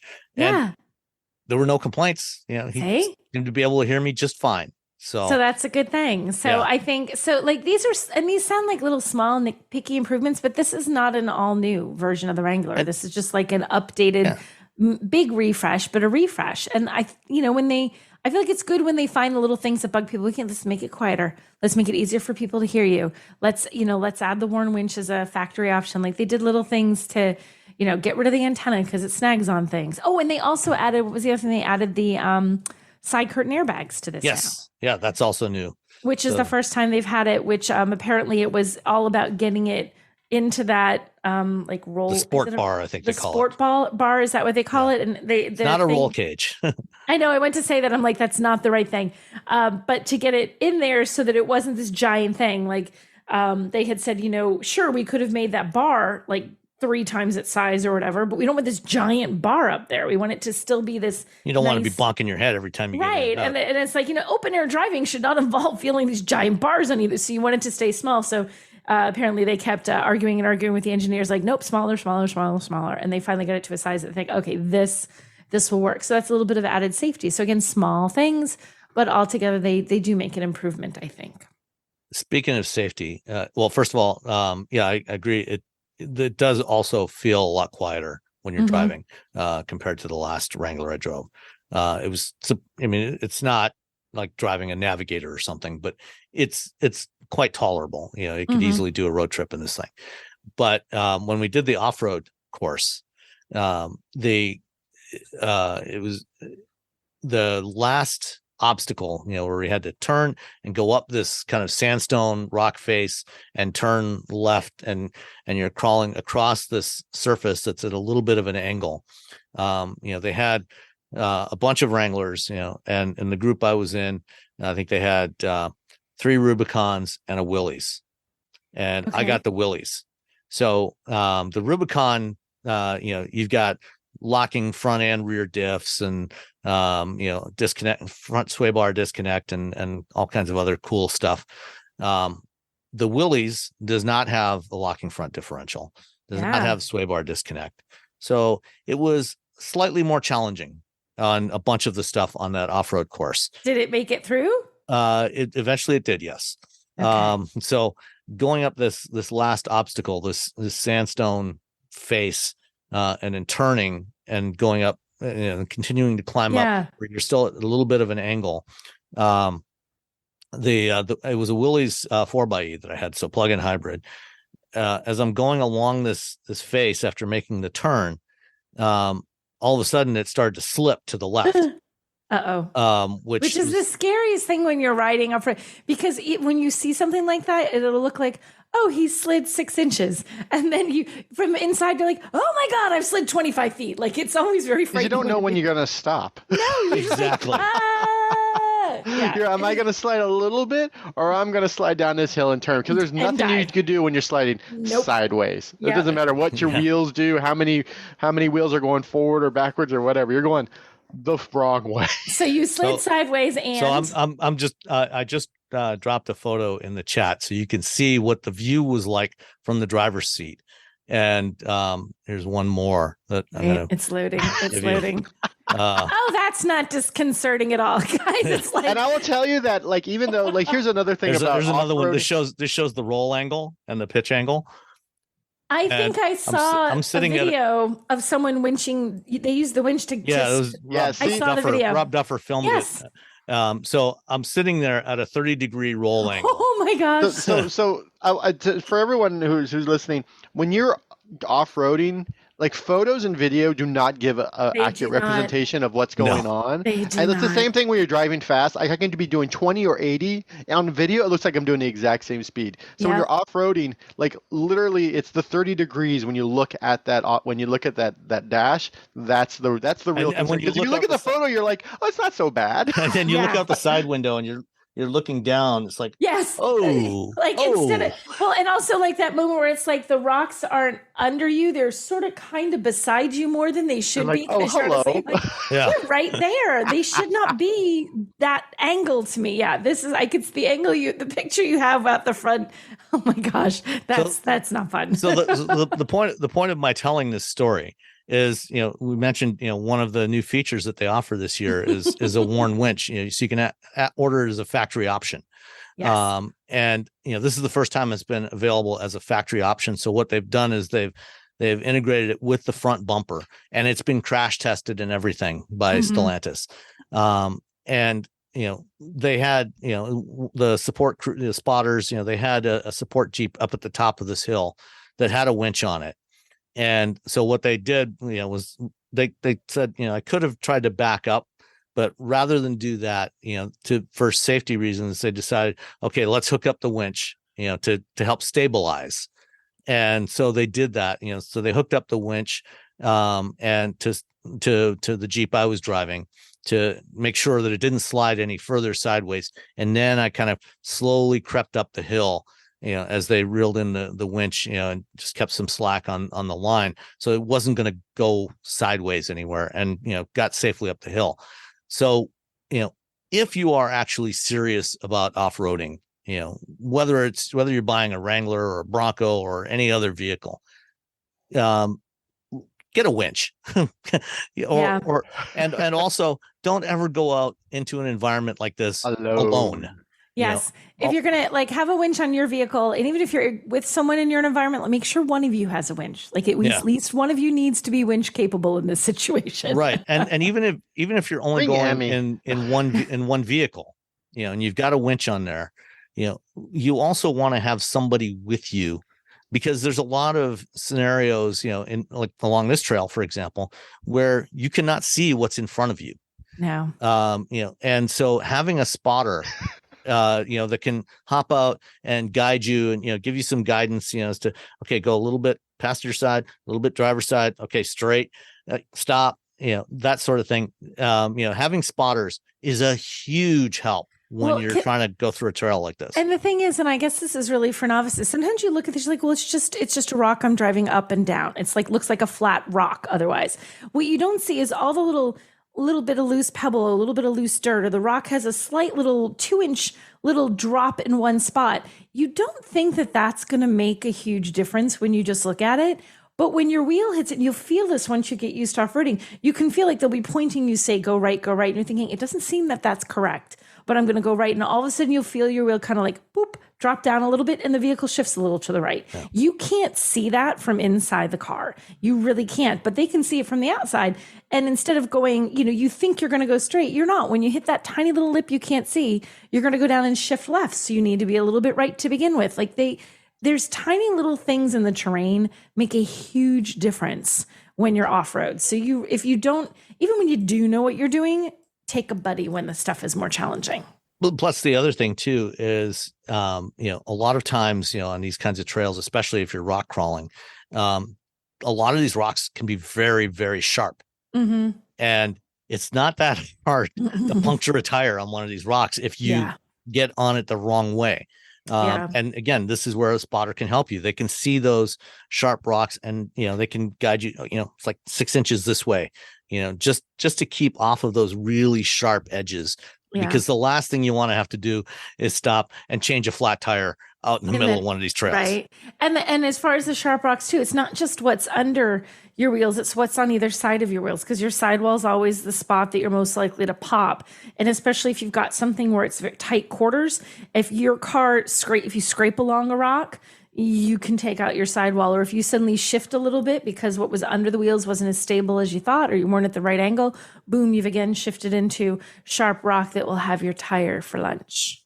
So it's fun doing this. It's challenging, and if you get the opportunity, it's a great experience. Super fun. Especially, watching these lizards running across the road and things like that, or across the trail. But definitely do not go out there on your own. Don't be like Roman Micah and go out to Moab in a Hummer EV by yourself. Did he do that? Oh, he did that. Yeah. after they replaced the original 35-inch tires on the Hummer with 37s, he went, because they had gone out to Moab. He and Andre had gone out to Moab. Yeah. And I'll find the links to the videos. And after they put on the 37s to get a little more ground clearance, Roman went back out there by himself. And that turned out to be a really bad idea, because partway through this trail, something happened. He got some kind of software glitch, and essentially he went from all-wheel drive, four-wheel drive with all these cool features that the Hummer has to just basic rear-wheel drive. Oh, that's super cool in a vehicle like that off in Moab. No problem. Yes. No problem whatsoever. You know, more than likely. And in fact, when he got to the end of the trail, he turned it off and started it back up again, and it reset and everything was fine. But the last thing you want is to be out on the trail, especially after his experience when they first got it, when the thing, encountered some software glitch and it died on him in the middle of the road, in the middle of the left turn lane. I knew about that one. Yeah, I knew all of a sudden it was like, I'm done driving. They couldn't get it going again. And he didn't want to try to reset it in the middle of the trail because he wasn't sure if it was actually even going to restart. Like, wait, what's the worst? Doing this very difficult or not doing this at all when it's like not restarting? Do I want to be stuck out in the middle of Moab, right? In the middle of nowhere by myself? So yeah, always take a buddy with you. Have a winch, and be safe out there. Yeah. And then there is one other cool feature that they've added for the Wrangler this year, which is integration of Trails Off-Road, which is an app that you can get. So they have if you get the Uconnect 5 with navigation, you get the Trails Off-Road app built in, and Trails Off-Road, with the version that's built in, they have 200 trail maps that are built into the vehicle. So all kinds of locations you can go in there, say, find some off-road trails near me. And it has all kinds of information in addition to the navigation information, where to go on the trail, and waypoints and everything. They've got information about the difficulty, what are the challenges you're going to encounter on there. So you can judge based on your skill level and your experience. Okay, I'm not going to go on that trail right now. I'm going to go try this one out. And it's got, information about the history of that trail. And then you get that for 2 years with the 200 maps. And then you can also subscribe. It's like $39 a year for 3,000 trail maps. And then after the 2 years, you also have to subscribe. But yeah, if you're looking for places to go off-roading, that's a really neat feature to have in your vehicle, built right into your vehicle. Yeah, that's nice. Yeah, I thought that was pretty neat. And it does give it even has little videos and stuff in there that you can see where people are taking videos of the trail. And that's going to be kind of neat. I think it's going to be amazing if you're someplace where you don't know the area, like you've taken your car and you've ventured states away, Yep. All right. Let's get into some other. Well, did you have any other thoughts about the Wrangler before we move on? No, I think you covered the thoughts. You covered the Wrangler. Okay. Let's see. So we've been going almost an hour and a half. So let's see. Let's skip ahead here. Some of these stories. So NACS. We've been talking about this for several weeks now. NACS. We're debating what it's going to be. NACS or NACS. Formerly known as the Tesla charging connector. That's too many words. So the dominoes keep falling. This week, Volvo and Polestar both announced that they're going to switch over to NACS in 2025, joining GM, Ford, and Rivian, and very likely in the not too distant future, most of the rest of the industry. So you're going to have a smaller, easier to use connector, charging connector on your Volvos and Polestars going forward.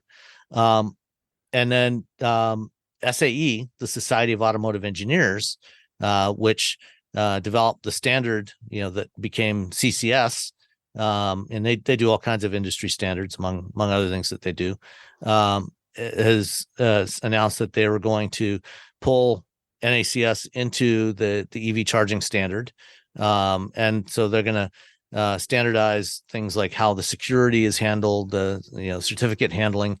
When you hook up to a charger, it's got to exchange security certificates and things like that, to try to make sure that you don't get hacked when you plug in your car. All kinds of little things. Little details. Yeah. So SAE is going to do that. And then finally, yesterday, as we record this, we got a press release from Electrify America.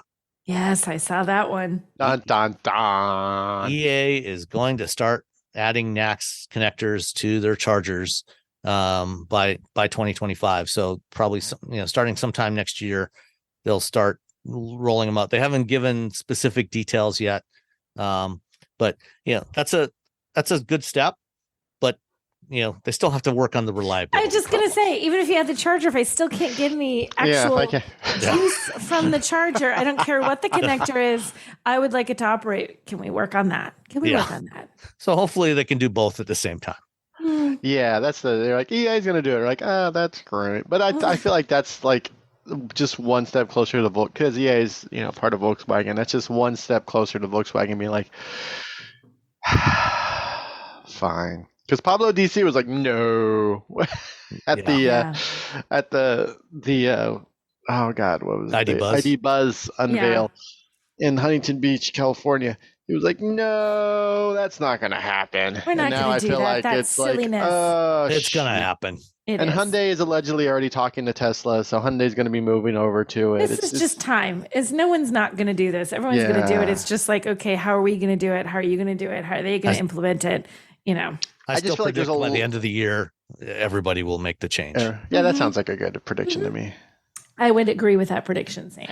I feel like a lot of folks, a lot of Tesla folks are probably a little irritated with this whole thing. Because, I wrote, I don't know, a long time ago that Tesla should open up its charging network to other cars.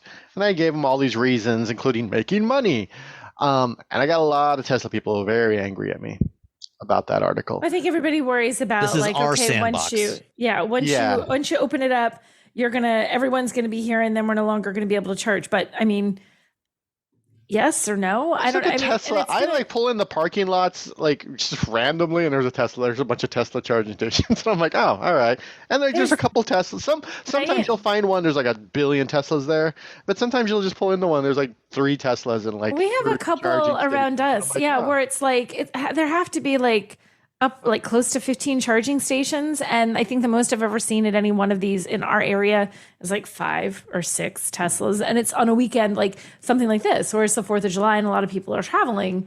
Then suddenly they're a little bit more used, but it's still never And I know there were issues. There was someplace they showed people waiting in line to charge once at Tesla superchargers during some of the more popular ones in California, which I feel like that's already a problem. And it is. Then okay, that's a ripe spot to just add more, right? It's still a little bit of figuring out the.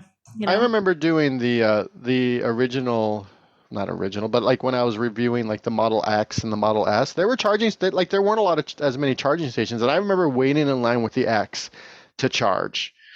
And now, there wasn't any, there were no chargers in the city of San Francisco. I had to drive down to, I think, Brisbane or San Mateo or somewhere down there or to charge. And now there's a ton of, EA stations near me, or a ton of charging stations, but there are all way more Tesla stations near me. Right. Again, we're silly with charging stations up here. And the Tesla ones are just sort of everywhere. So it's just time. It'll happen, It's time. And all these vehicles aren't all getting boom overnight, the NACS charging, capability. So as that rolls out, I'm betting things will roll out to balance it at least a little bit. We'll see. Yeah, we'll see. Yep. It is a guess, but. All right.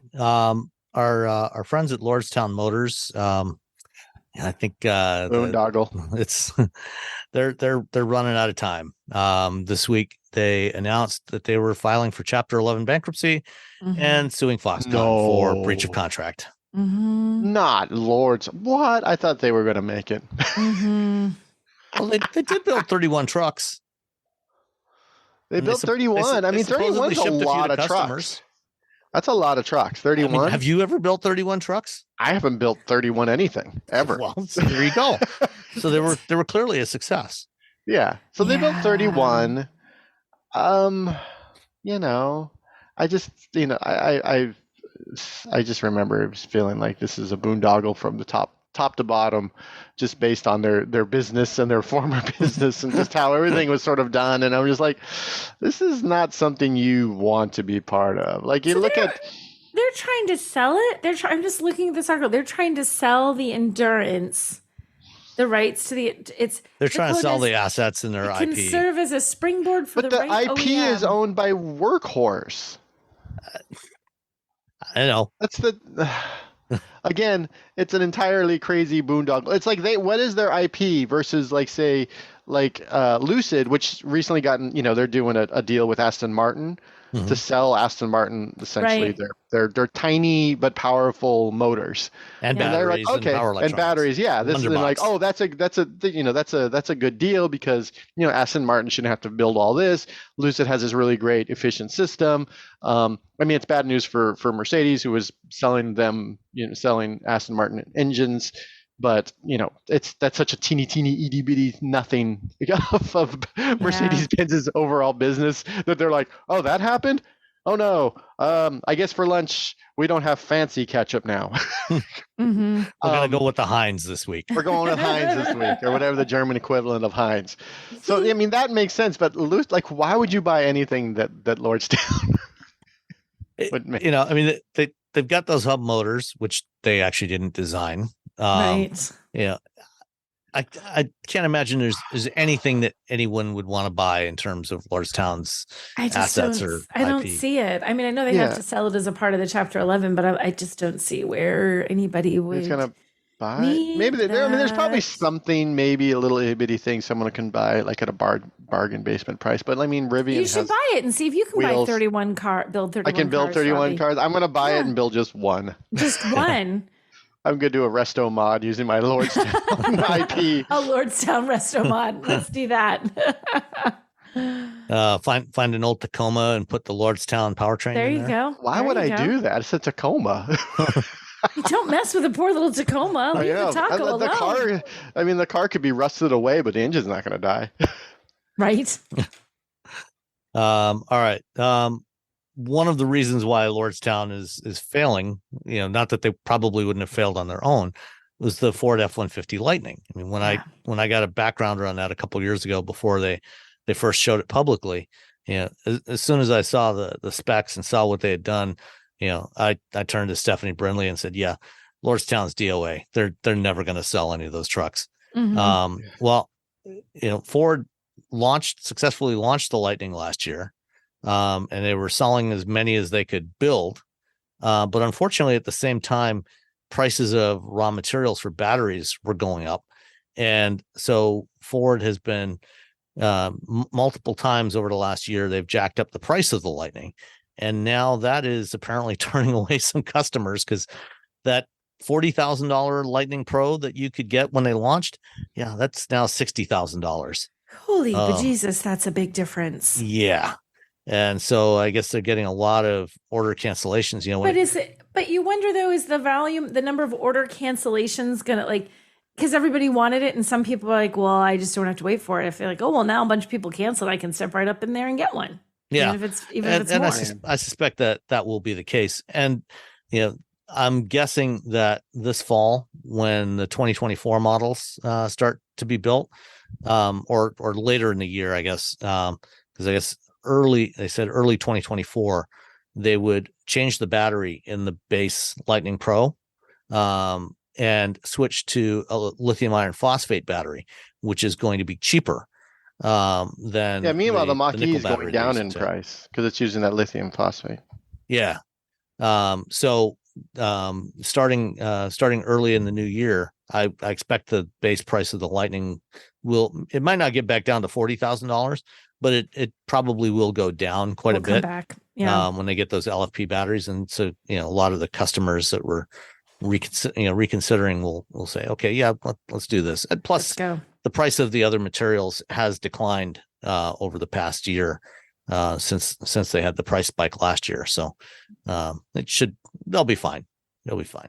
It'll even out. It's a Ford F-150, so someone's going to buy it. Right. There's it's not going to a bunch of crazy tax incentive for body on frame vehicles, and even if it's electric, even though they don't get the IRA, because some of them are too expensive still. People love their big trucks. Well, they'll lease them, and or you can get the lease. Yeah. You get the lease, and then that's all. Yeah. I don't feel bad for Ford. No, they'll be I don't fine. think anyone does. Yeah. I think they're going to be fine. be okay. They're going to be like, oh no, some people. Oh nope, someone else picked up the reservation. Yeah. He canceled. He bought. Okay. Net zero. Yeah. Also this week, GM Energy announced the launch of Ultium Home products.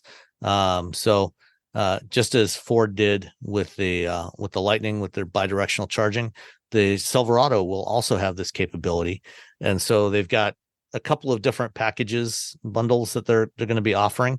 They've got the Ultium Home V2H bundle, vehicle to home bundle, that is basically like the kit that you can get from Ford and Sunrun that has a bidirectional 19 kilowatt charger and what they call the V2H enablement kit, which is the smart inverter that they get from Sunrun.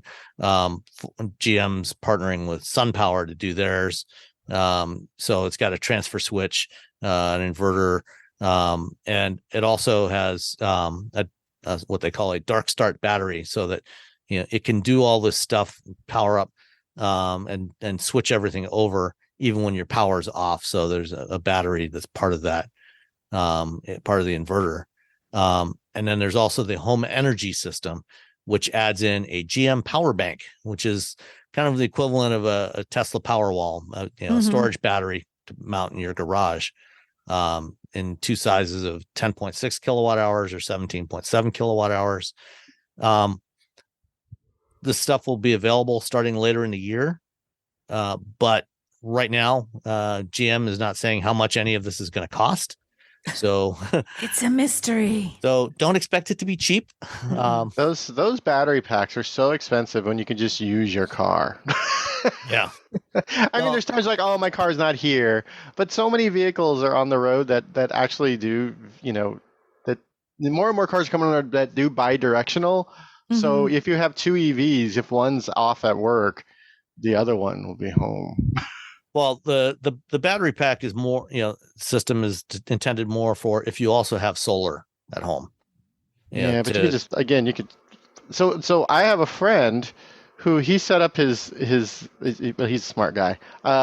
Before we start, just so you know. Like you clarify, he set up his solar. He has a Kona EV, and he set up his solar system with like an Arduino or something. And it's people who are much smarter than me are my friends, so that every time the amount of electricity that is generated by a solar exceeds how much electricity they're using in the house, it sends the extra electricity to his Kona.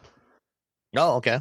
So he's been charging his Kona for free the entire time. So he's gotten essentially free, like driving with his Kona the whole time. And I'm just sitting there and I'm like, oh man, I gotta get this set. I gotta get this over to my house. Solar-powered Kona. Yeah. That's kind of cool. Because he had this long extension cord that went out to the street, and I was like, dude, And then he's just like, once he started going into like, oh yeah, no, but they're rated for 60 amps. I'm like, oh okay, you're fine.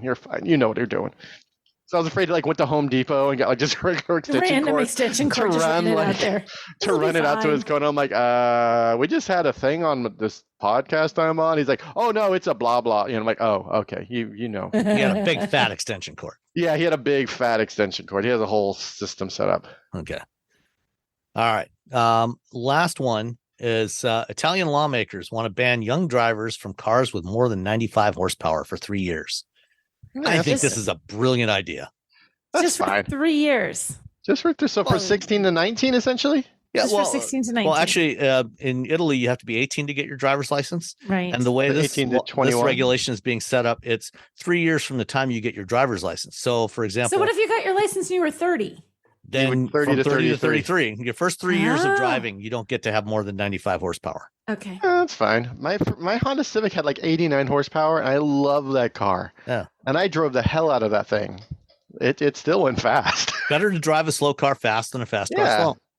I guess the only stinker that would be is if it wasn't, you're a teen driver and you're using your parents' car. If your parents have a car that's more than that, oh yeah, you'd be stuck. So for your kid to be able to drive, you either have to have personally owned a really low horsepower car, or you got to buy your car a new one, or buy that. Like, if that's the only thing I can see being like, well, keep in mind in Europe, and particularly in Italy, smaller cars with small low power engines are a thing because fuel is expensive. So they're, cars with less than 95 horsepower are vastly more common there than they are here.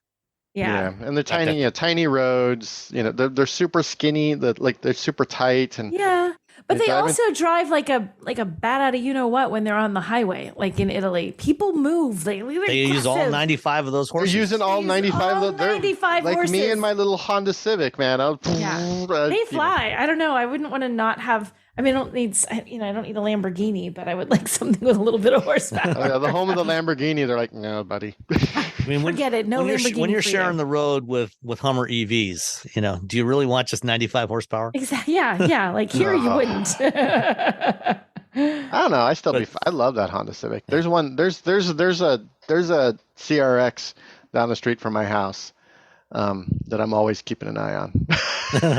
Just waiting on it. But considering that something like a quarter of all traffic fatalities are involve drivers under the age of 25, I think that this is actually a really good thing, and I would not be opposed to raising the age to get a driver's license here to 18, as it is in most countries in Europe. I think some people, like a lot of from what I hear from the kids, from people who have access to children, a lot of it are like, they just don't care about getting their driver's license. They're young. As they get older, they're like, oh yeah, now I need a driver's license. When they're young, they're like, I mean, our younger kid didn't get a license till she was 20. So he wasn't even interested in learning to drive until the age of 20. Our older one, 14 years and 9 months, like the day she was eligible to go get her learner's permit, she was there. And so it's different, for everybody. But yeah, increasingly, young. But even if you wait to get your driver's license, just those first couple of years, the lack of experience you have makes a huge difference. And so I think something like this makes a lot of sense. Yeah, we'll see. All right. We got a couple of listener emails and questions. So you want to start with the one from Sid, Nicole? Yes, I'll just. So I'm taking the red. Do a précis of this. I'm taking a red pen to Sid Polk's thing because it's very, very long, and I feel like it's gonna. So basically, he said he had a problem with his Chrysler PHEV, and they didn't have any answers. He ended up getting a loaner because he had to take this big drive for his road trip to Texas for his kids' college. That his mother-in-law visited for a while, and somebody plowed into her car. Now the Chrysler dealership has replaced the carpet that was loose, and he can't put the third row seats up. And that he would have to pay $1,100 because of the number of miles and the warranty expired. So he's having some issues. Then he has an Android-based Android Auto Uconnect loses its mind 2 to 3 times a week and can't connect to any of our phones. We have to restart the radio to get it work. And it does drive like a dream. And we're really digging the PHEV life. Actually, I'm not editing. We're really digging the PHEV lifestyle, going weeks between Phillips and getting up to 50 mpg. When the radio does work, the quality is amazing. Still frosted about not being able to tow anything. I can honestly say that I love the car. So I guess that's a one in the plus column for the Chrysler Pacifica PHEV. Even though he's had some issues, overall he loves it, which would have to be pretty good because he has some funky issues there.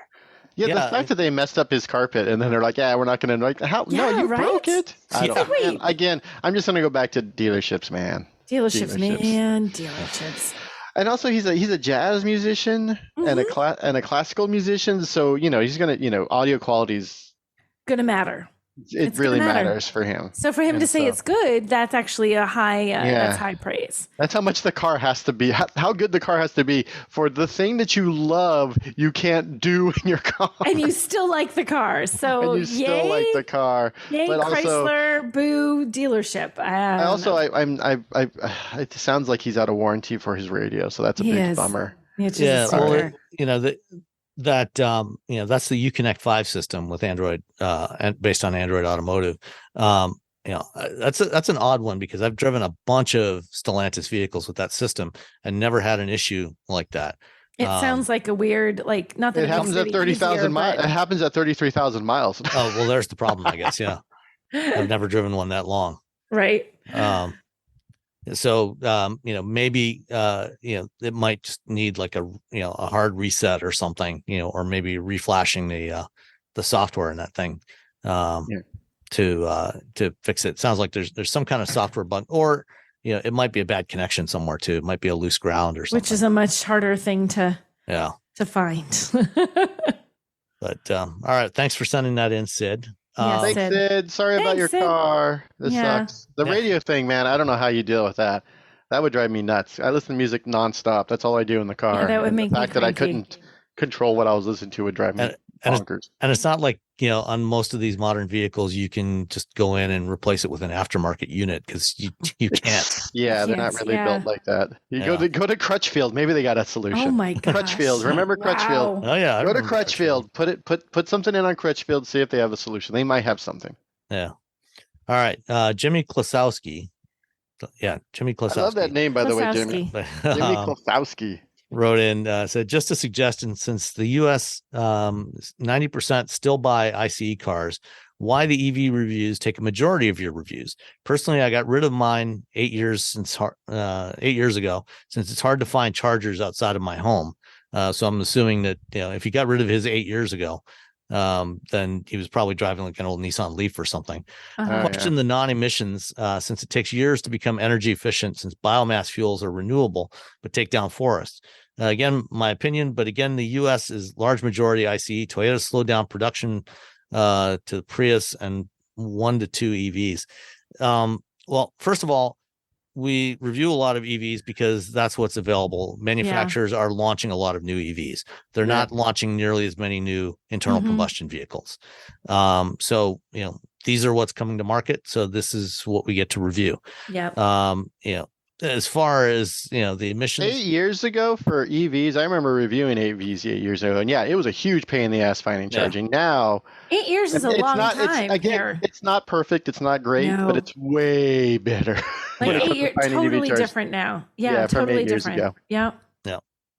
All right. The last one. One more thing about Jimmy. I write for a lot of tech sites, and tech sites don't care about ICE cars anymore. So that's why I do a lot of a lot of EV reviews. So that's another reason. For me, like most of my reviews are EVs, just because that's what people want. And for car sites, I've talked to some people who run car sites. Their traffic, which is something that they have to look at in order to stay in business, a majority of it is for EVs. EVs do really, really well because people are way more interested in reading about EV reviews for some sites than they are ICE cars. And that goes from site to site. I mean, Car and Driver's probably likely still more very ICE centric because it's an enthusiast site. But other sites are, so that's, and like they said, things are changing. Yep. All right. Finally, Moss Sapuram from Discord says, it would be interesting to hear what a day in the life of a vehicle test drive is like for an automotive journalist, just to understand the work you guys put into reviewing the vehicle for 2+ publications and podcasts week after week. Any funny things that you end up having to think about when the vehicle becomes your daily driver for a week or more at a time? Will my kid wash the inside of this Bentley? I have to take a cat to the vet in this Lambo. Robbie's accident in the Ford made me think about all the logistics that you all must have to contend with just to keep us informed with your pens and your keyboards active. Okay, can I just tell you, when my girls were little, my older daughter was prone to getting car sick, and every night she's like, I'm like, so help me, if you throw up in this press vehicle, don't you even think about it. I was like, don't you dare, don't do it. That was my biggest worry, when my kids is going to throw up in one of those cars. They never did. They made it through all that time and didn't. But you do have to sometimes plan your life a little bit, or, like the week you get a Miata is the week that you have 10 people in town and you're like, well, I'm not going to be driving this so much because it's I'll see y'all later. Yeah. Bye. Yeah. So that definitely logistically, sometimes the car that comes does not work for the needs that you have at the moment. Yeah, that's probably my biggest challenge. And where I don't know what car I'm getting week to week and can't schedule my cars, they just show up, surprise. It can be a challenge for me. For me, occasionally I would be like, oh, I got to go drive that car, which is like, it's not something you should be, as a car journalist, you should be excited about every car you get, because every car there's a market for every car. There's a buyer for every car. But sometimes I would just, you got 1,000 things going on in your life. And now I have to spend hours and hours of not writing and I have to drive. And when I'm driving a press car, I'm highly keen of what's going on with the vehicle. Like, what's this doing? How's this turn? How's the radio work? Is it easy to touch these buttons? What's the latency? What's braking like? What's the chassis feel like? What's the acceleration like for a vehicle of this size or in this market? And, you're all trying to like figure that out while trying to determine whether or not it's a good value for the price. And so all these things are running through your head while you're driving the vehicle. Whereas if I rent a car, that's like the greatest feeling. That's the greatest feeling in the world because I don't have to do anything. I don't have to think about like, oh, how does this drive? What's the third row like? What's the, how are these seats? I just drive in the car, having a good time. It's so nice to have one that doesn't matter. Like, because it's true. Because sometimes when we go places, if we're gone for a long time, you can get press vehicles all around the country. And if I know I'm going to be someplace for enough days that I can really drive a car, I will ask the local fleet manager for like, can I get a vehicle out? And it's great. But then like, because sometimes there's stuff you can't get at home, you can get in California. You can get in other places. So it can get you into cars that you might not be able to get in your home market, which is great. But then I'm also like, there were times when I'm like, everybody out of the car. I got to check some stuff. You go sit and do your thing. I gotta drive this, or I gotta do this, or get out. I gotta see how these seats work. There is pressing all the buttons or like this button. Playing with everything. And and I have a drive route at home, like certain roads that I go down with every car. I have a side route that goes through twisting roads. I have a section of highway that I go through. I have like this really big swooping off ramp that, you can take at speed that lets you tell certain things about the car. And I try to take every vehicle on those routes because it lets you have some kind of even comparison. So when I have a minivan and a minivan, I compare them both on the same thing, not like one on the highway and one on some back road. So you have to plan a little bit. You do have to plan a little bit to have time to do it. Yeah. And I think all of us work from home. We all work remotely. And, in my case, for my job, frequently, I have multiple times a week when I have to go to meetings or briefings, with a company. So a big part of what I try to do is use the vehicle the way a typical consumer would use it. So I'm driving to the grocery store, driving to meetings, and, oftentimes here in the Detroit area, I live west of Detroit, outside of Ann Arbor. A lot of times the meetings are up in, Auburn Hills area or somewhere, Warren, north of the city of Detroit. So it's a pretty decent haul, so I put some miles on these cars under a variety of conditions, highway driving, city driving, or, urban driving, a lot of stop and go. And depending on the type of vehicle it is, if I've got a truck, I will usually try to use that. You gotta do truck things to do truck things, to get some mulch, go out to the township compost site and, pick up some compost for the garden, things like that. Or, if I'm driving a sports car, I will take it drive it out to hell, and drive around on some of the roads out there. And if I'm driving a plug-in vehicle, or particularly plug-in hybrids, I've got a route that, is a mix of different driving that I do, and I might do a couple laps of that route to gauge, what is the electric driving range of this plug-in hybrid? How far will it go before the engine comes on? That sort of thing. So, we do a variety of different things and use the vehicles in different ways. My kids are grown and long gone. So, and even when they were still around, I didn't have, it wasn't too much of a worry, about them, trashing the inside of the vehicle. If I do have to take the dog to the vet, I've got a seat cover that I put in, so that, protects the seats. I don't want anything torn up. So it's, I think we all try to take good care of the vehicles, because they're not ours. I have chided family members who are sitting in the back of a Lincoln Navigator to tell them, I'm like, you do not make a mess back there. This is not a rental car. This is not a rental car. You can't just like, woo, who cares? I've done the same thing. I'm like you treat this like it is a very angry person's car who's going to yell at me if you mess it up. Exactly. Like I've had people get in the car, like, friends, like it's winter or whatever. Clean it up when we're done. Can you try and knock the garbage off of your boots before you step in? Like, cut me some slack here. I can't have that all over the car.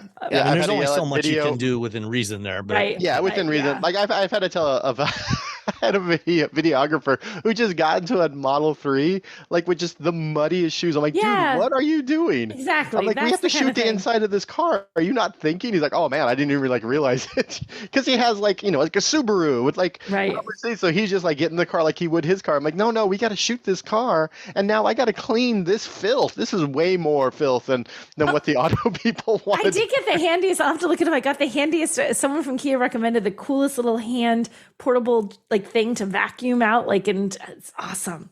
Yeah, Just if tidy up it's your really car. bad, I'll tidy it up for them. Yeah. Most of the time, I keep a very clean vehicle. So when I give it back to them, it's like, here, it's still clean. Pretty tidy. Yeah. Or try I give have it to back. wash the car. Mhm. It's a lot, and yeah, it's yeah. So that's what our lives are. Just being paranoid about the cars we're driving. Yeah. Exactly. Trying to avoid being hit by anybody. Yeah, and try not to get hit. Oh, that's a whole So The paperwork. It's just the paperwork, man. The paperwork. That was my first accident ever, and not counting like a flat tire or someone stealing the wheels. That was the first accident I've had. Oh, did you have somebody steal the wheels off a press car? I had someone steal the wheels off a Honda, the Type R, the one with the little. well, if you're gonna steal wheels, they stole the wheels right off of it, and I Boom. called Honda, and they're like, "Are you okay?" And I'm like, "Yeah, I wasn't even in the car." They're like, it just "Okay." came out like, wait They a were minute. just like, the car was aging out. It was mileage. I was the last person to get the car. So it was like after me that was being like auctioned off or sold or whatever they do over at Honda when Right. they're done with the press vehicles. And so I was the last person to get it, and someone stole the wheels right off of it. Right off of it. Goodbye. Yeah, I had a few years back in San Francisco. I was driving a Navigator, and somebody smashed the right rear quarter window and reached in and grabbed my backpack out of the cargo area. And Oh my gosh.